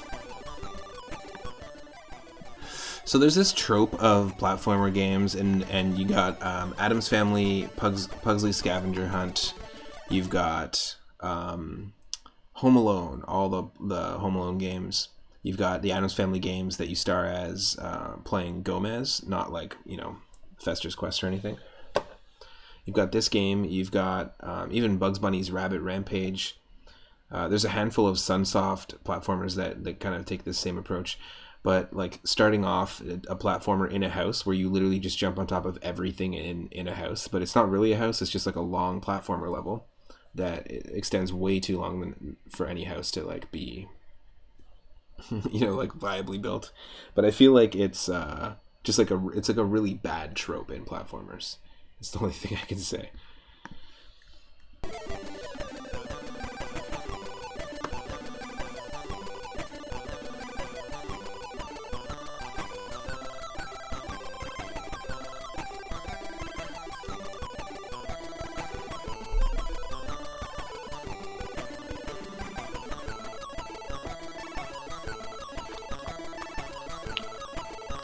You know, the sprite work is not bad. Just gonna bring that volume down just a touch. Yeah, that sprite work is not bad, actually. It's not great, but it's not bad. It's very floaty.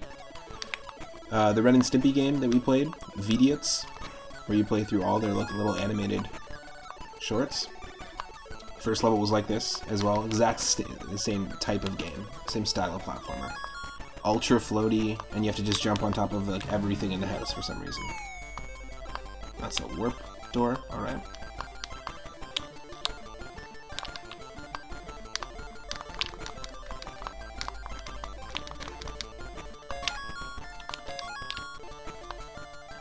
Now keep in mind, Woody Woodpecker is an extremely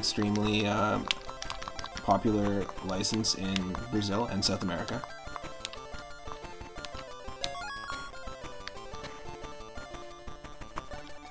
Albeit there hasn't really been too many new Woody Woodpecker cartoons, I guess, since the 90s. I know there's newer ones now, but you know, Woody Woodpecker was designed in the 40s.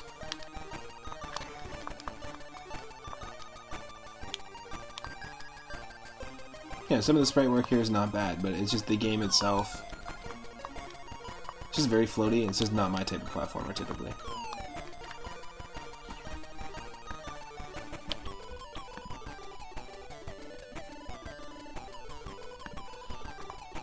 Yay! All the yellow emotes, all the green emotes. We got a rainbow emote train going on, folks.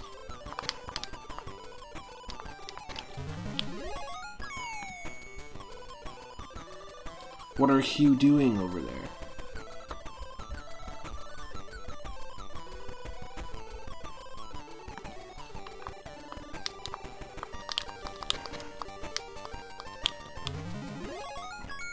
Ooh. Fuck yeah. Is this a shed? And is there pizza in the shed? Yes, please. Thank you. And is there a head in the shed? Alright, cool. That's a little bit weirder, but the pizza... Pizza in the shed. Nope.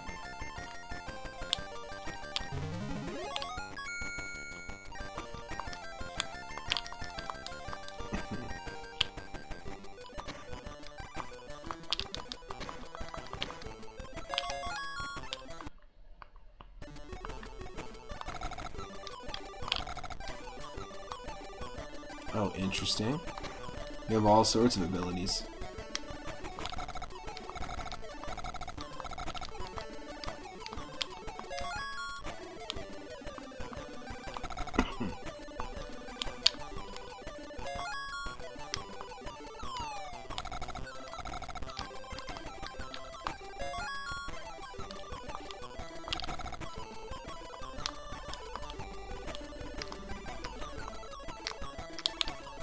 This music is god-awful annoying.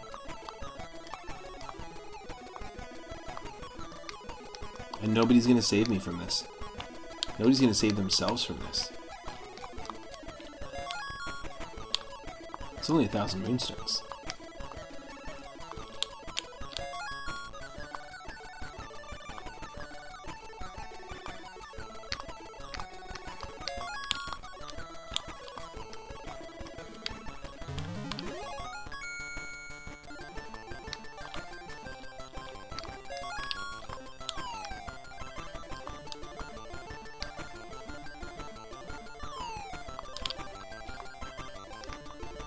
Nope.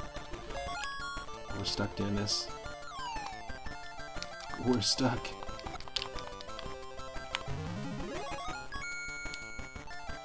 More pizza.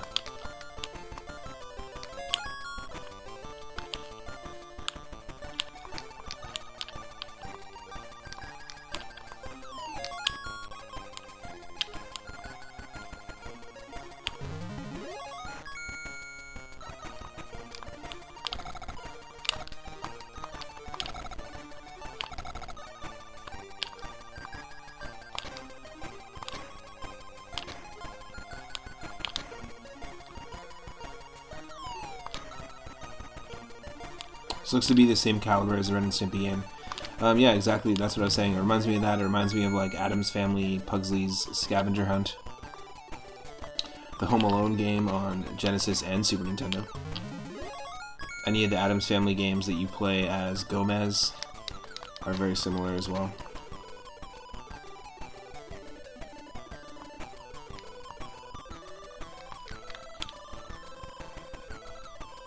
There's like a certain sweet spot you have to hit with the level design and the control of the characters and like the end goal. Like right now it's not clear what the end goal is, and it's not clear what the end goal is at the beginning of a Wario Land stage, for example, like Wario Land 3 or 4. Not at least not the very first level that you play. Not the very first level. But you can. It still feels explorative. The level isn't huge at all by any means, but it feels like quite big and feels expansive. And the fact you have to come back to each level 4 times, it's just done much better. So I'm just gonna spin that wheel, but you know, I want to objectively give each game a chance. And what are we gonna get in this next spin? Let's see. We've got over 1,000 games, actually over 1,100 games that are all related to animals or creatures in some way across the whole gamut of retro consoles. Game 1119.com. Let's see. Ooh, I like where we're going with this. We played a little bit of Frogger on the Genesis, and now we're gonna play some Frogger on the Game Boy Color. So we're staying on the Game Boy Color. We got Frogger on the Game Boy Color. I was just talking about how there's so many different versions of Frogger. And what, we got to like stage 7 on the Genesis version. So stick around for some old Frogger up next on the GBC.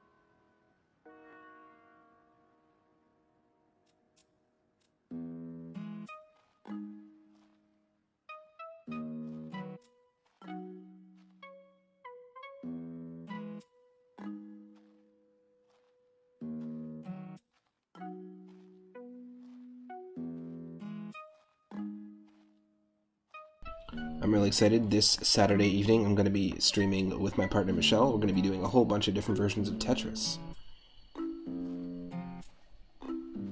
Co-op. We both got controllers. We're going to do a whole bunch of like 2-player versions of Tetris.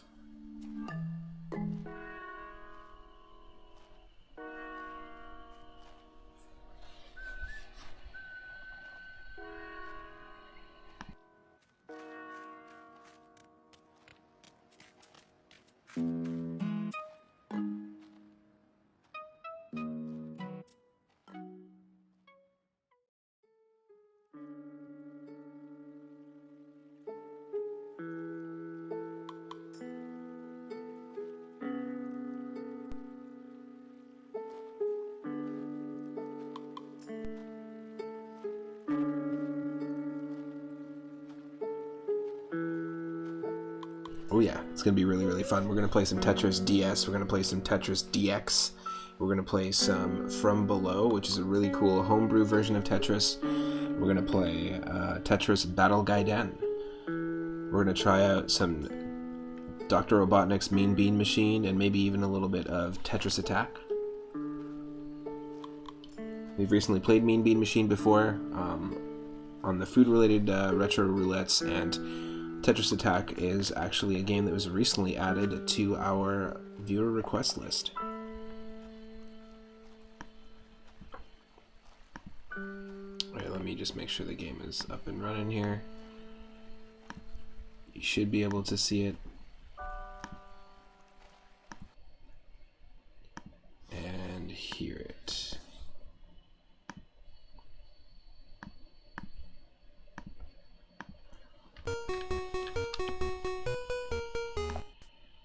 Are we gonna like this one way better than the Sega Genesis one? Turns out probably yes. Let's see. Maybe not. Maybe not. Oh, interesting way to squeeze this all into one screen. Look at how every single car looks like a limo. Weirdly, these car sprites remind me so much of GTA 2. I know that's a very weird comparison, but Grand Theft Auto 2 was like a top-down version of GTA. Oh, I thought that I was the frog up there, but I guess not. Yeah, it's a top-down version of GTA. The first GTA was also top-down as well. And it just reminds me of those cars. It was not in 3D. Oh my god, that was ridiculous.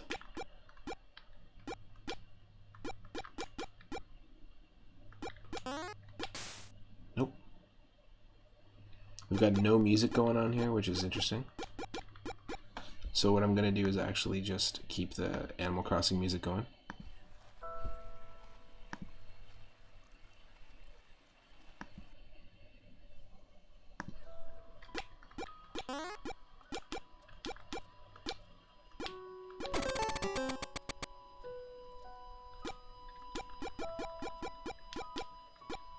Frogger on the Genesis was much better. Obviously, it was much more traditional, much more faithful to like what the arcade Frogger would have been like.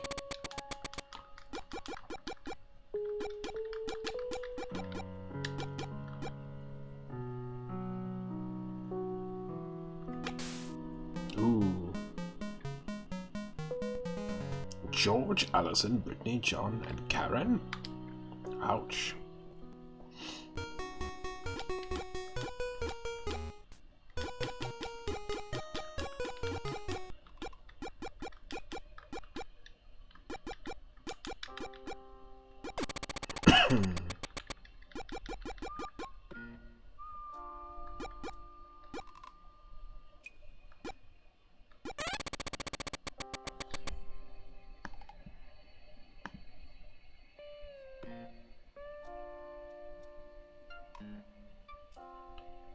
What? I can't see anything. Play Hatris. Oh yeah, you told me to check that one out. Is that on Super Nintendo?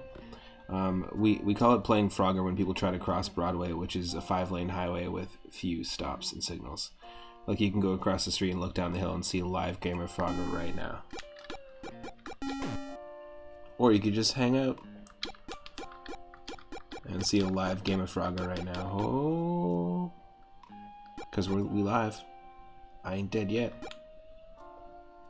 I'm not quite dead yet. Yeah, boy. Okay, it is on Super Nintendo. This wasn't just some fever dream that you were talking about on your stream the other day.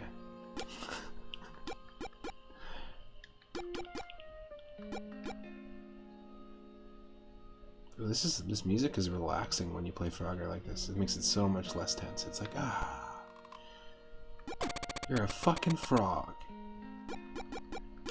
Just hanging out, you know? You're a goddamn frog.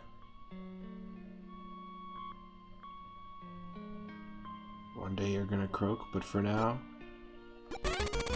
just croak. Watch out for the sneaky gators in level 2. Alright. No, seriously, watch out for those sneaky gators.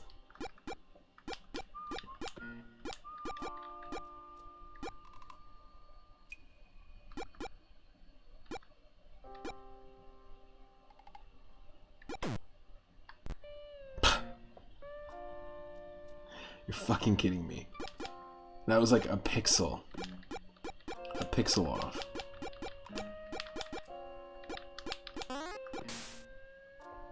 Sneaky gators are the worst. Alright, I know the place is close to schools. It's in walkable distance to downtown bus stops, I get it. But how close are the sneaky gators?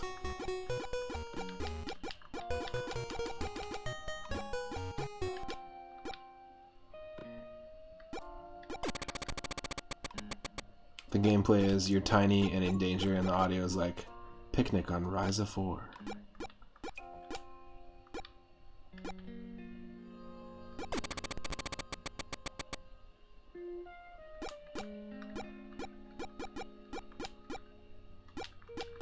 You know who should have been on Star Trek The Next Generation at the time? Danny fucking DeVito. Yep.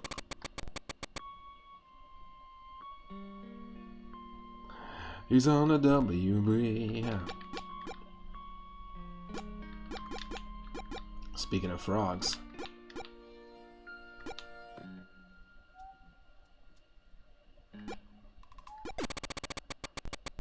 Hello, my Frogger. Hello, my Frogger. Hello, my ragtime Frogger.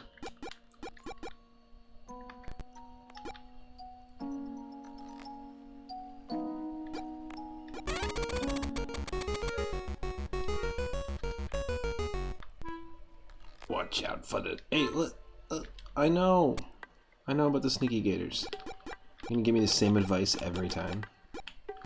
It's a little bit suspicious. It's almost like they didn't have any room in the Game Boy Color cartridge to give you more than one phrase.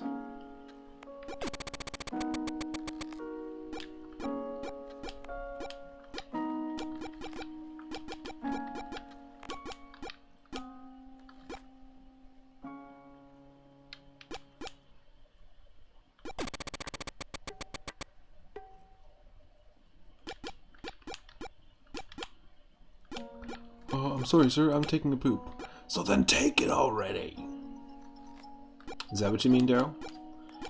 Is that the context in which you mean, so then take it already?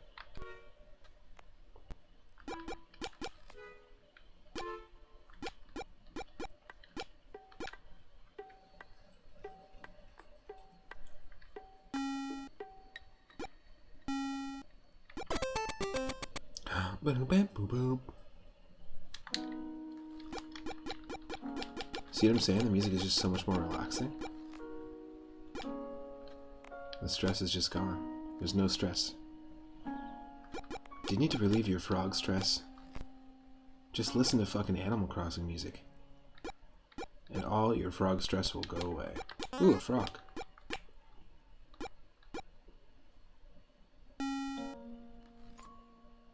I'm taking a poop here. So let's take it already. Also that he's on the WWWB. I understand. I understand. There's another one. Come on. We're just a frog waiting for a log.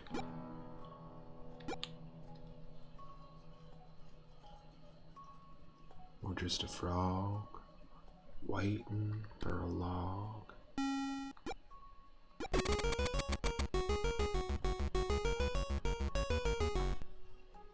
Try not to croak in level 3. You just ate Jimmy. Jimmy T. Kafrog.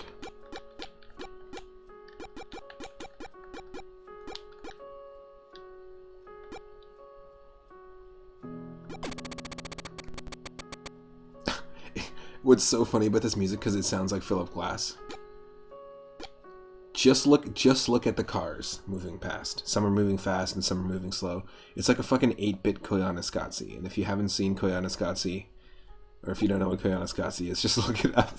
This game with this music, by the way, I didn't turn the music off. This game just barely has any music. It's like Koyaanisqatsi. It's fucking amazing.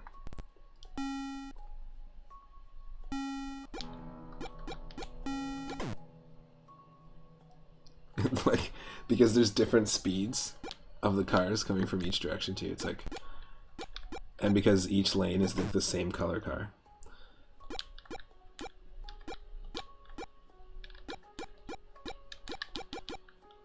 Koyaanisqatsi. Oh. We're all just frogs hopping over and over. From turtle to sidewalk to turtle to each other, log to log, toitus to log to over here, all for a measly 200 points, day after day after day.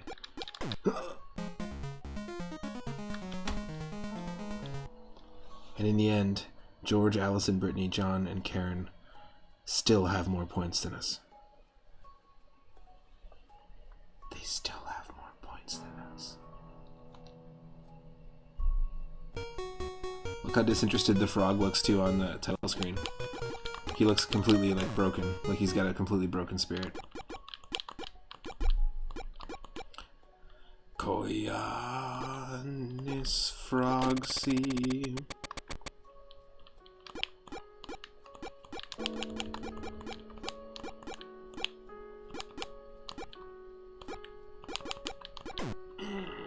No. That sucks.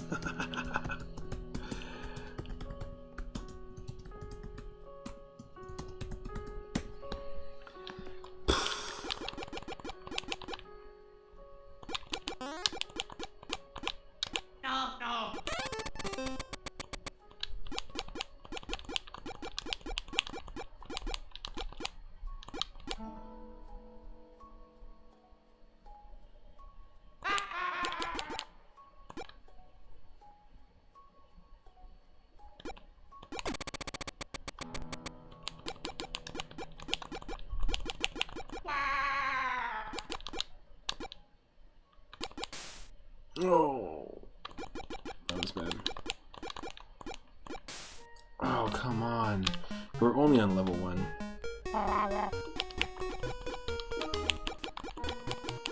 Wow, this is a fever dream of sounds that are happening right now.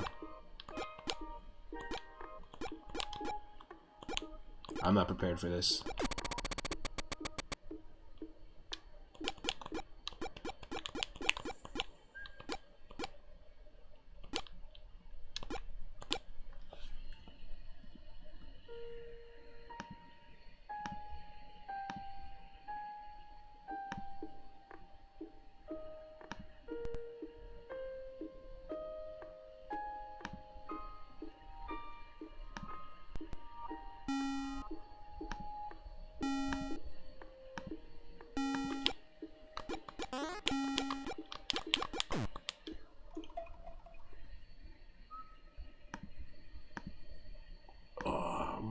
water's being weird. Why can the frog not swim? I don't know. It's not a tadpole anymore.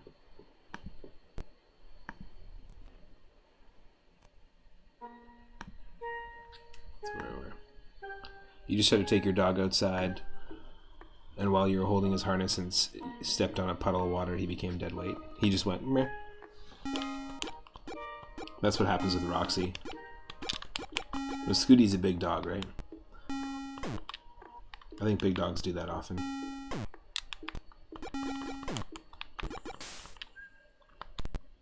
So you were just a pile on the floor for a bit as you laughed your ass off. Nice.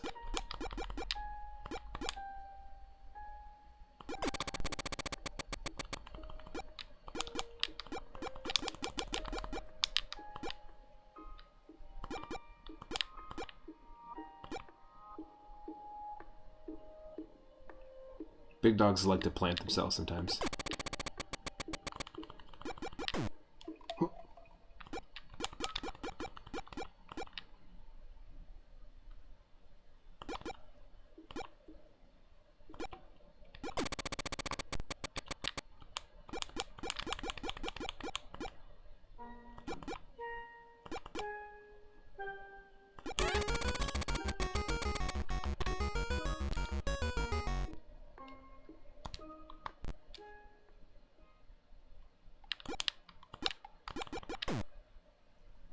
Damn it.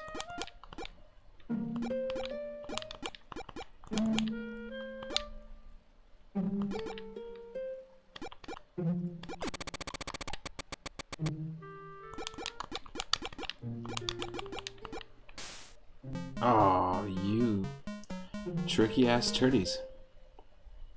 Scooty's a giant, no idea how to weigh a dog. You try to get him to sit on the scale, but he doesn't fit.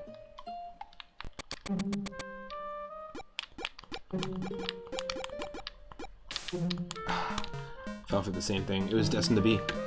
It was destined to be. Okay, we're gonna spin that wheel. Too much damage done to these frogs here. Let's change the vibe up here. What do we got? What do we got?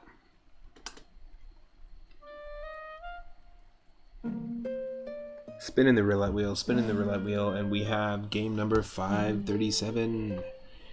537, let's see.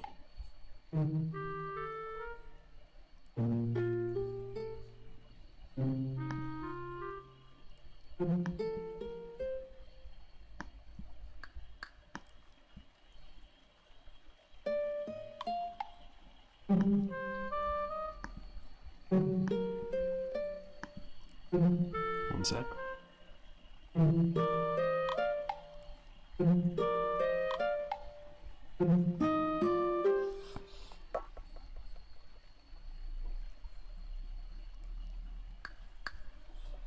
$5.37 is. Oh, come on. Just load for me. Not sure why this is. Got a bunch of things just slowing things down in the background.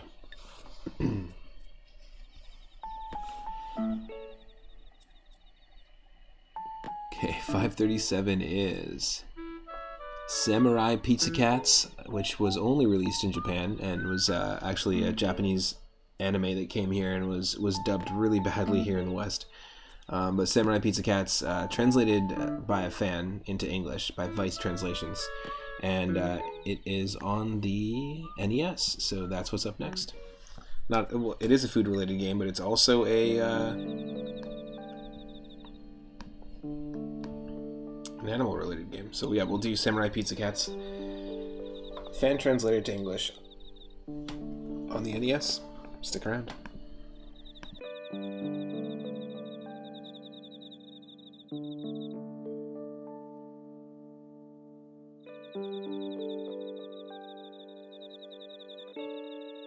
Samurai Pizza Cats.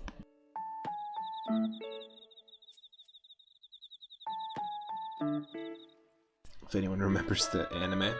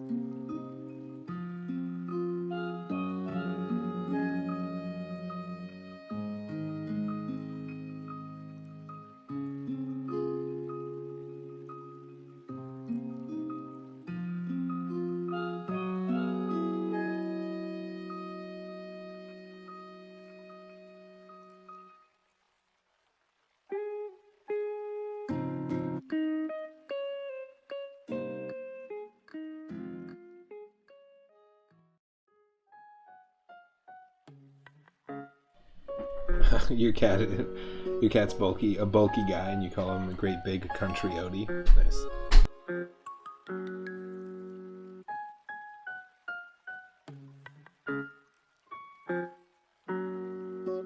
So it'll just take me a second here to get Samurai Pizza Cats up and running.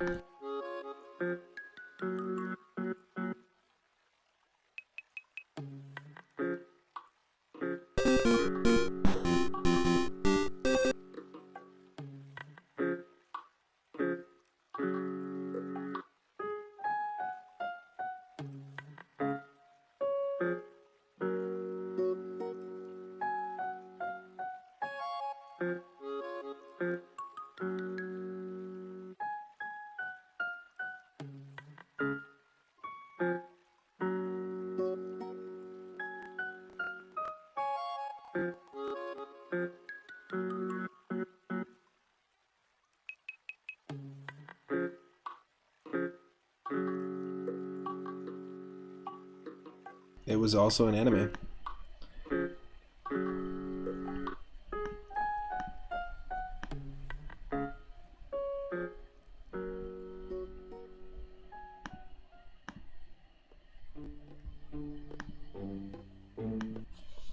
Here we go. It's by Tecmo. Samurai Pizza Cats.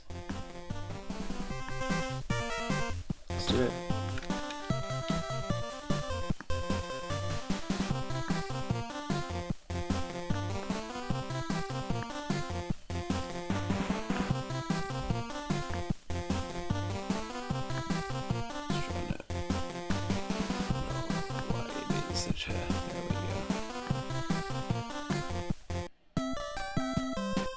Remember, the rescue team is always ready to help you out.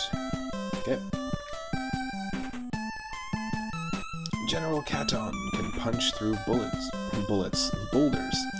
Meowsma can dig through dirt walls. Batcat can fly for a short amount of time. And Spritz T-Cat can swim you to safety. Call for their help by pressing the start button. Cool. It came from the South Pole. That's a penguin. This is Little Tokyo, a city much like yours, if your city has robot animals living in it. Unlike any city in Japan.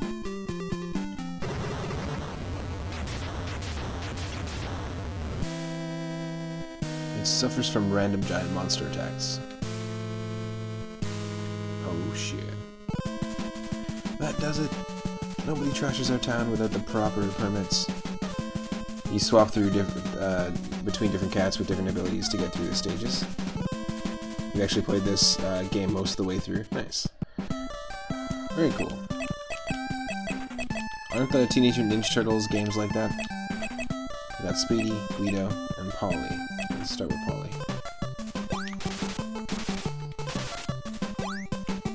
I'm liking it already. It's pretty cool.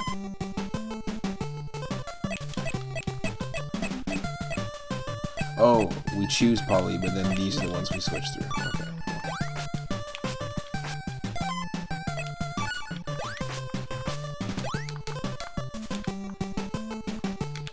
Alright. He flies.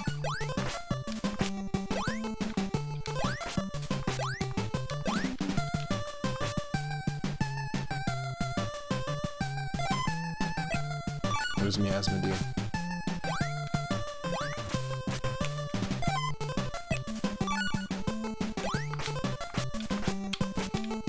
Let's be Spritz T-Cat here.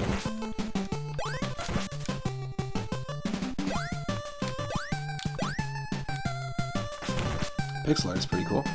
And it has a little bit of like a Capcom game vibe to it. I'm trying to remember like what other games Tecmo worked on. Oh, I like that little thing. It's like an animation smear when you run fast. Definite Mega Man inspiration though here for sure.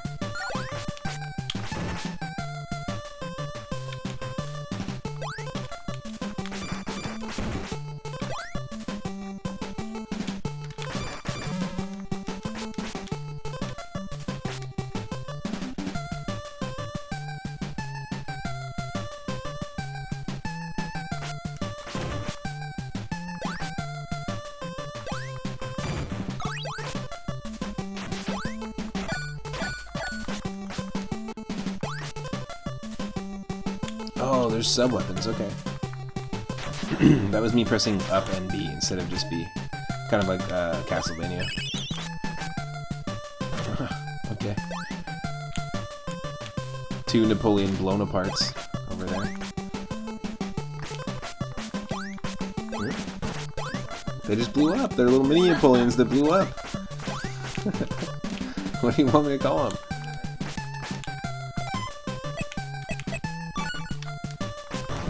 There you go.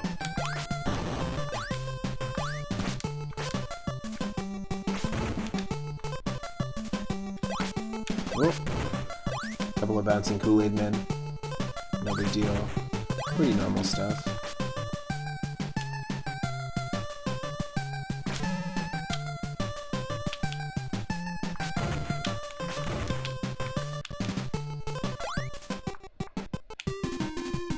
Oh shit. Bad Bird, you're behind this. Were you expecting anyone else? Tweety Bird, he's more dangerous than you. Silence. You're no match for me and my ninja crows. Mecha Tuxedo X. Oh my god, that's the name of this thing. Destroy them. I guess it's a, you know, it's a robot penguin in a dress. They had to make it seem intimidating with its name, I guess.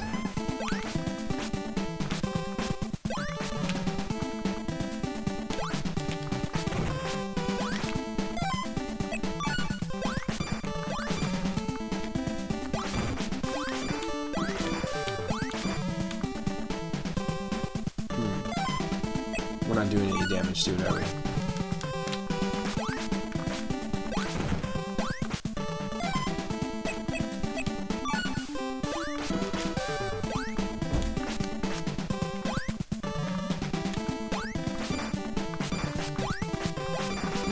Are you just blocking us? Oh no, we are doing damage. Weird. The game just doesn't like telegraph that to the player super well. You haven't seen The Last of Us, Pizza Cats? And your little crusts too. Okay. Yeah, it definitely feels like a Capcom platformer.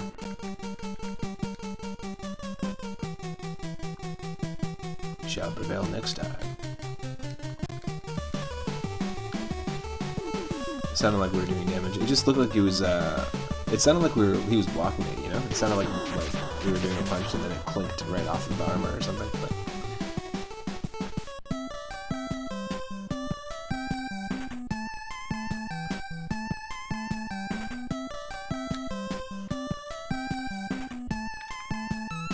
does Seymour have other plans in store?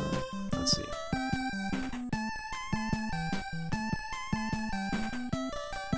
Let me just check something real quick.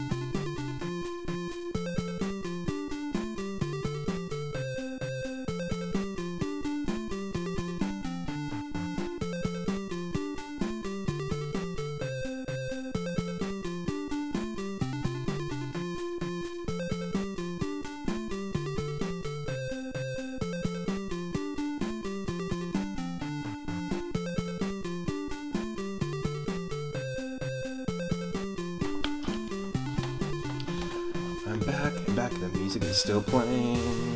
Even Ram girls get the blues. Apparently so. The Emperor's new ship, the Vitanic, is being inaugurated at Little Tokyo Harbor today. Speedy and Lucille went to see the ceremony, but they went to go see the ceremonial butt. Oops, I lost track of Lucille. I was just too focused on the ceremonial butt. Lucille, where'd you go?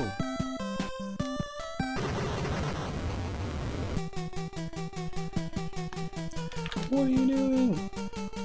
You heard our plans to sink the ship. You coming with us, Toots?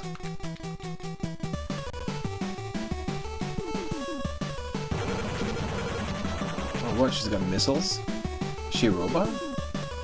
I guess they're all robots, right?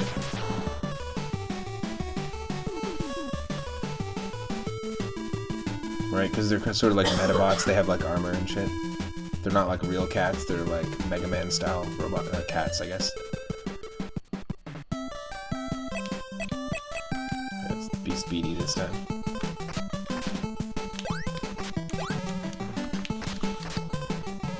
No.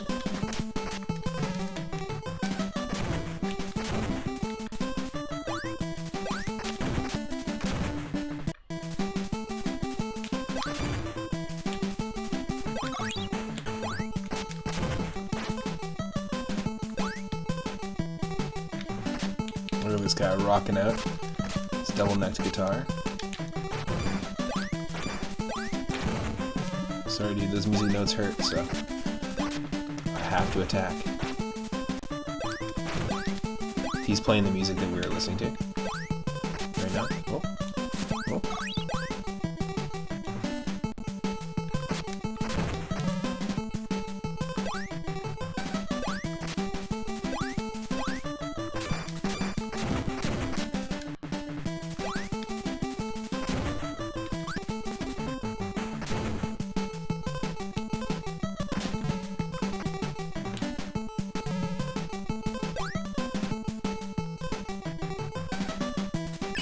Yes, please. I see a few more people are joining the stream. Welcome to the stream. We're having a good Thursday. You have just as much control to choose what we're playing today as much as I do. A roulette wheel with over 100 games that are all related to animals or creatures in some way, and across the Atari 2600 and 64. So if you want to use 1,000 moonstones at any time, you can spin the wheel. And right now we're playing Samurai Pizza Cats, but it's been fan translated by Vice Translations on the NES. Originally owned.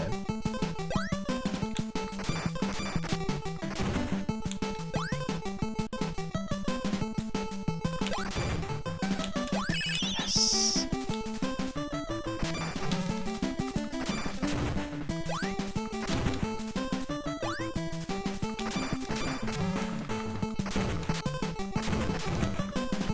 Yes. Come on. Let's switch. Wait a second. That's funny. We literally just before the screen transition. There's no point in that at all.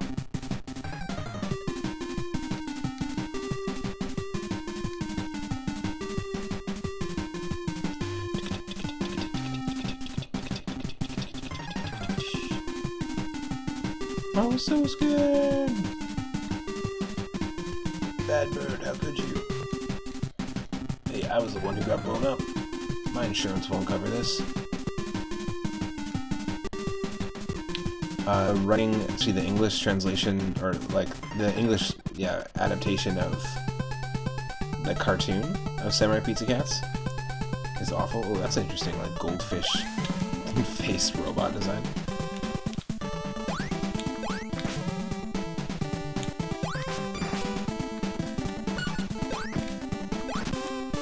Really bad run. Every line was pun, basically. The Muppet Show from the 70s was like really bad for that, but this takes it to a whole new level.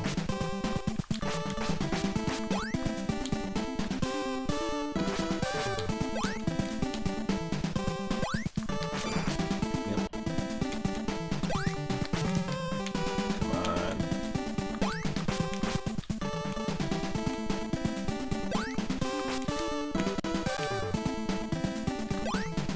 Oh, we can't do it anymore, that's fine.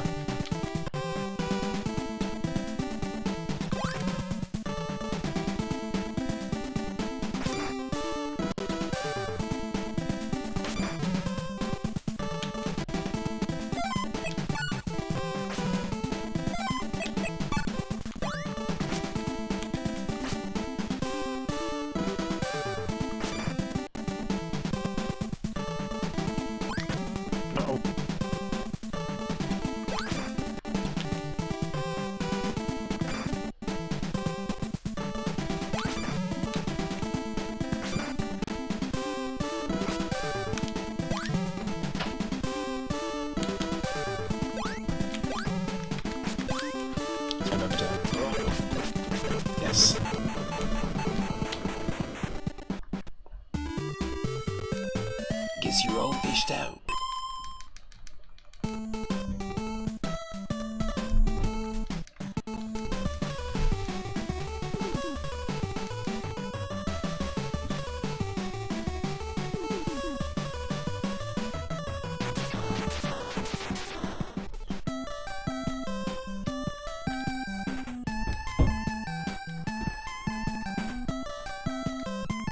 Yeah, it's like they're trying to make every stage like an episode almost.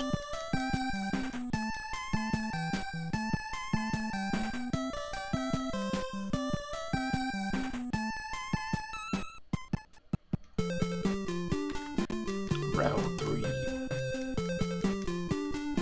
I usually check out at least 3 levels unless someone wants to spin the wheel. So I'm not going to play through the whole thing of this. We'll definitely spin the wheel and keep seeing what other games we're going to play. Got lots to pick from.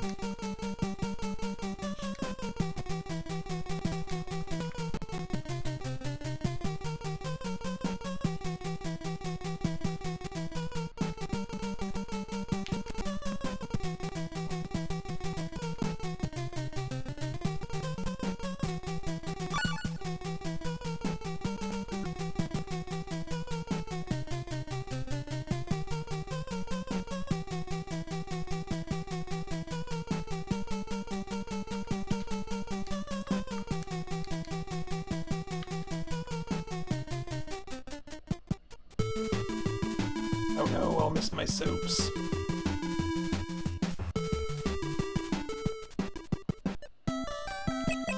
Okay, let's be Guido. We haven't been Guido yet.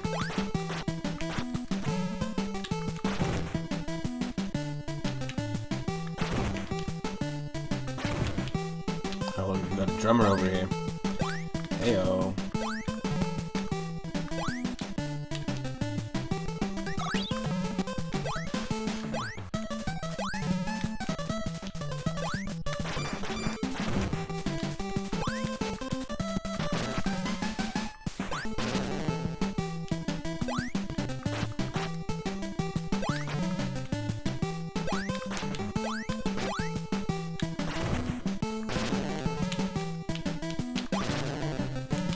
Oh, come on.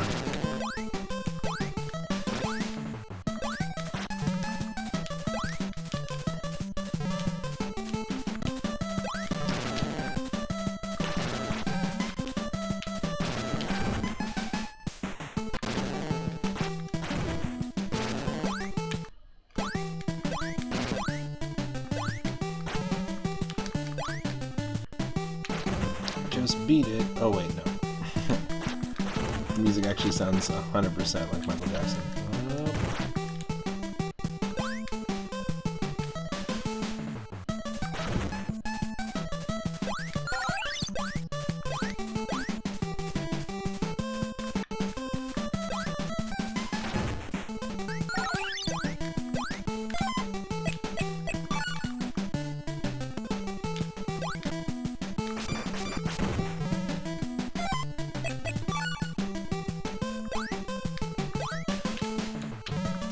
Oh, come on.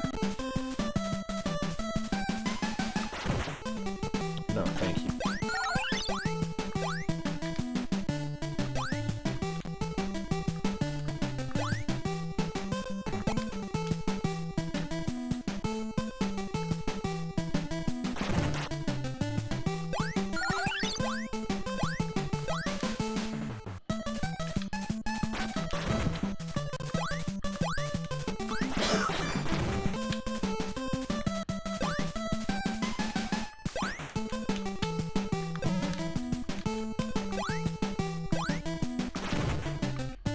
Nice.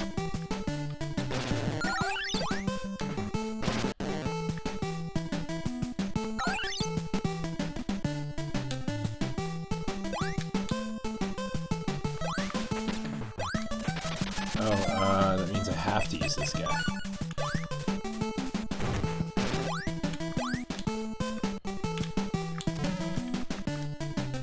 Son of a bitch. Son of a bitch.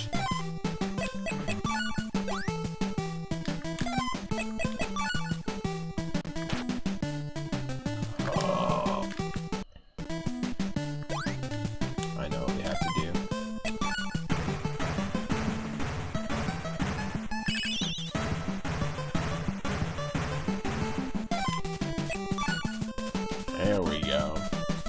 don't know why I just had the intuition to do that, but I was just like, no, we gotta dig. Who's the person that we haven't tried? Well, the two cats we hadn't tried their abilities yet, so gotta be one of them. This is a pretty cool game. It's not a bad one. I would highly recommend it to anyone who's a fan of like Chip 'n Dale Rescue Rangers or DuckTales or Mega Man. Any of the Capcom games.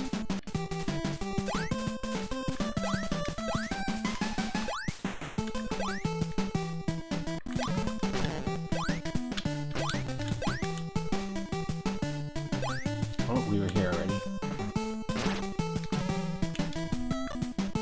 Yep, we were here already.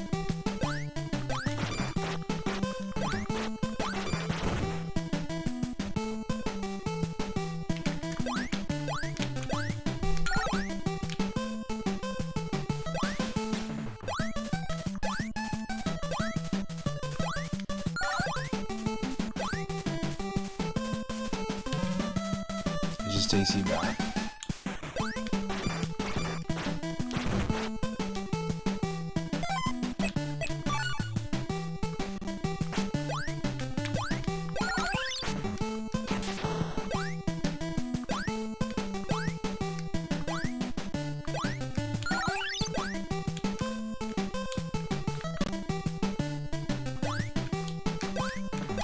Maybe we can get some extra flight.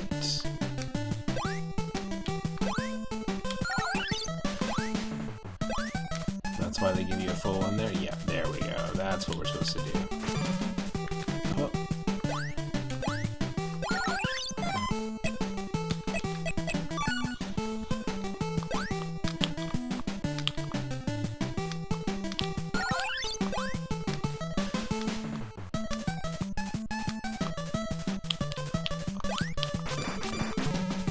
No.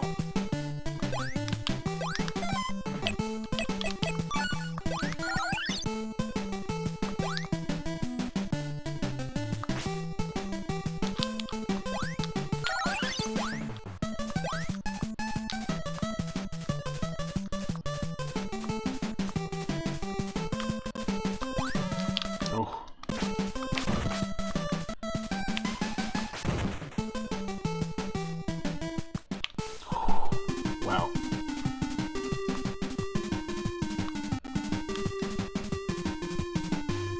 Television should not be used for evil. We should have the right to see what we want.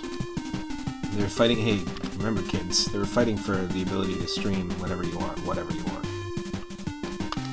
If it wasn't for the Samurai Pizza Cats, you wouldn't have your Netflixes and your Amazons, and your Hulus and your Disney Pluses. Holy shit, he's angry.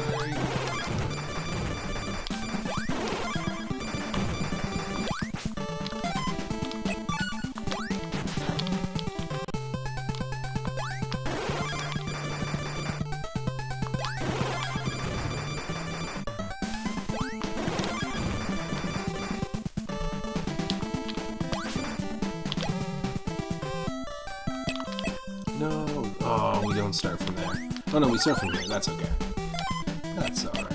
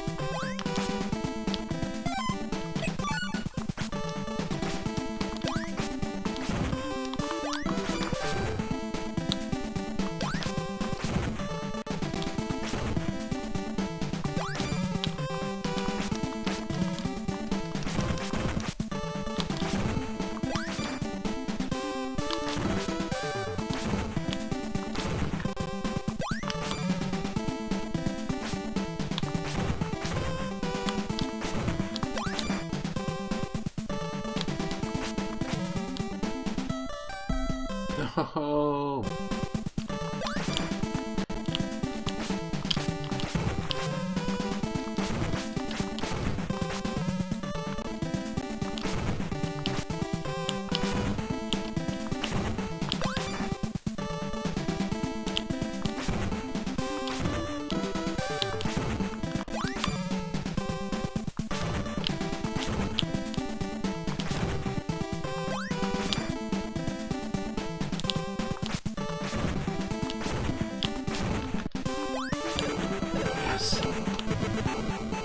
Really dumb boss fight. Just like the goldfish. You've just been cancelled. That's so funny. Okay, we're gonna... Speaking of, I have to shout out how I'll track the...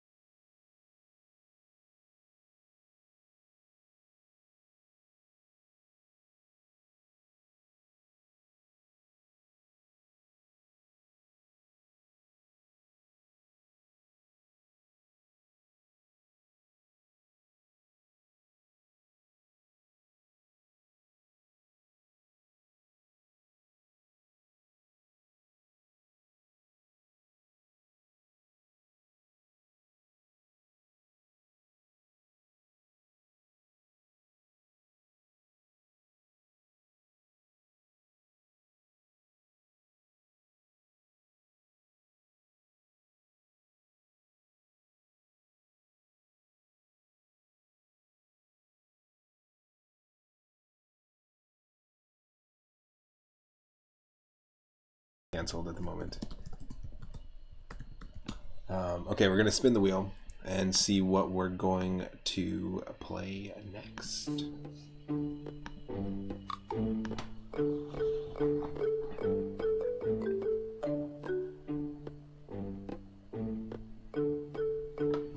I'm using a tablet before, so that's the reason why I'm looking down when we spin, and we have game number 655. Let's see what that is gonna be tonight.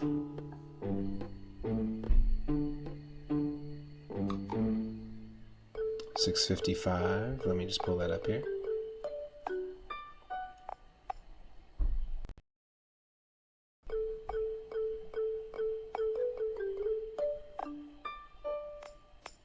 Oh.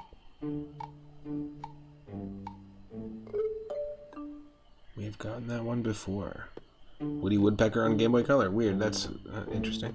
Interesting that it would give us the same one. Okay, let's spin it one more time and see what we get. 809. The chances of it getting the exact same game that we got out of like over 1,000 is pretty crazy.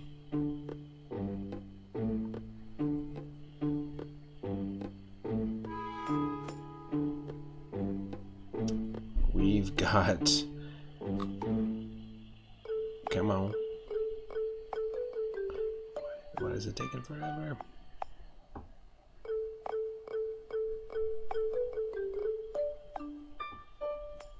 Alright, we have the NES Double Dragons on a weird Game Boy Advance port. Now, we played a few of these really fun Game Boy Advance ports where it was like every single Game Boy related Donkey Kong game all in one game. So you had like a main menu and it was emulating Donkey Kong Land 1, 2, and 3, Donkey Kong Country, which was made in 1999. It's like another remake of the first DKC on Game Boy Color. And then you had Donkey Kong 94 and the Game & Watch Gallery games. We also had a weird Game Boy Advance cart that was also similar. It was a bunch of Donald Duck themed games on the Game Boy, including DuckTales 1 and 2. So yeah, we're going to play a similar sort of like weird combo port of the first 3 NES Double Dragons on a Game Boy Advance, so stick around for that. I grew up with Double Dragon 2. I'm a huge fan of it. It's an awesome beat 'em up. Double Dragon 1 is great as well, but Double Dragon 3 is an extremely, extremely tough game. We've played it before. We got it as part of the animal and creature themed Retro Roulette, and it was very, very tough. I commend anyone who's ever beaten Double Dragon 3 on the NES back in the day. Especially if you're a kid. It's crazy. So stick around for some Double Dragon action on the Game Boy Advance, but not Double Dragon Advance, which is super awful.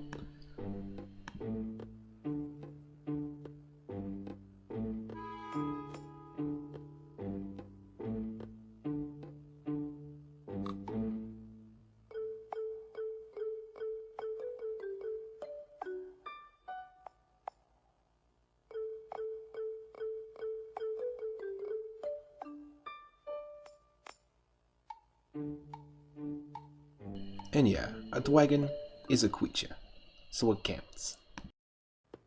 Dwagons.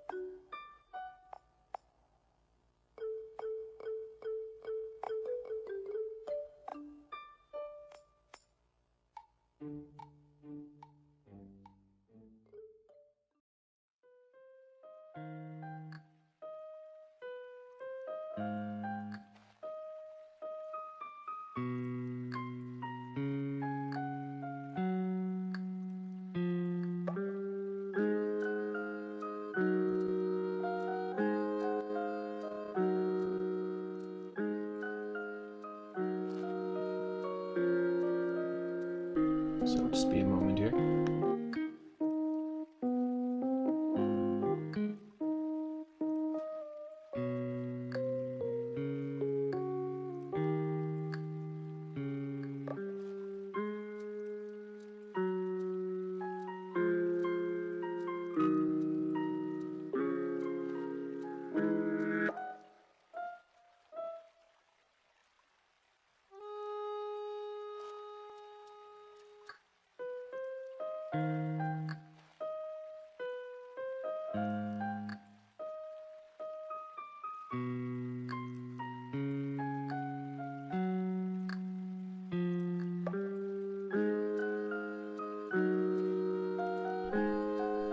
In my upcoming ROM hack showcase stream, I'll be showcasing some multi-packs that actually have a ton of different like homebrew projects and stuff. Oh wow, this is gonna have a ton of different versions. All right, so this game it's gonna include Battletoads and Double Dragon. So Battletoads meet Double Dragon, which we haven't played on stream before. So we'll be playing the I guess the NES version. It also includes Double Dare for some reason, which is a MTV game show game, but we'll give it a shot anyways. With these multi-packs, I'll try to play as much of them as we can before someone spins the wheel. We've got Double Dragon 1, we've also got 2 and 3, and a bunch of ROM hacks of Double Dragon. So we'll have to see what that is all about. You should be able to see me. Let me just switching over to our Game Boy Advance layout. Perhaps. Yep. Hello. Okay. There's the game, and let's do this. Let's start with Battletoads meets Double Dragon. That's really cool because you can, with some of these multi-packs, they've got display options. Oh, it's got some flicker. Okay, maybe can we do it without flicker? No flicker. Cool. There we go. So this is Battletoads and Double Dragon, the Ultimate Team. It's a crossover game made by Rare still. Battletoads games we played so far, we played the the Game Gear version and the Genesis version, and the furthest I've ever gotten is that snake level. After the ice level. We beat that first snake level. But here we go. This is the NES game, but brought over to the Game Boy Advance. Let me know if it is a little bit too loud. I'll bring it down just a touch. Alright. And I'm just going to refresh a few things on my end, just because I have to. Always down with a good beat 'em up. 100% down with a good beat 'em up all the time. And like I said before, when I grew up as a kid on the NES, I got gifted an NES from my uncle, and I had Double Dragon 1 and Double Dragon 2, and I spent so much time with Double Dragon 2. I really, really enjoyed it.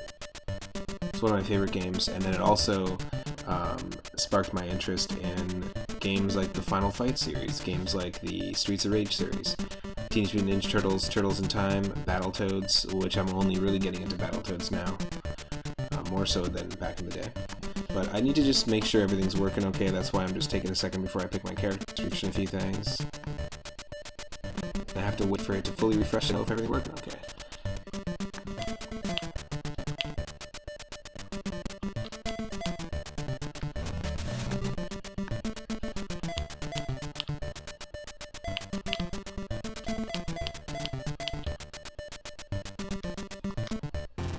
Hopefully you can still see it, and hopefully everything's working okay. I'm just gonna bank on that. This is the rat ship.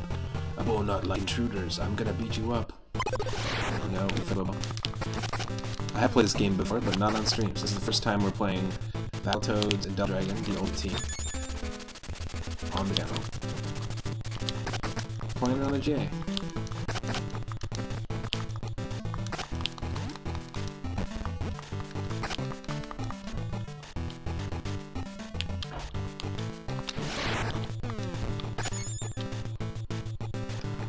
Now, I have no idea why there may be bitrate issues. This makes no sense. There's nothing happening here that should slow us down. My apologies, folks. Can you open that? Can you turn stream on? Just I gotta see what's going on. Let's turn it, please.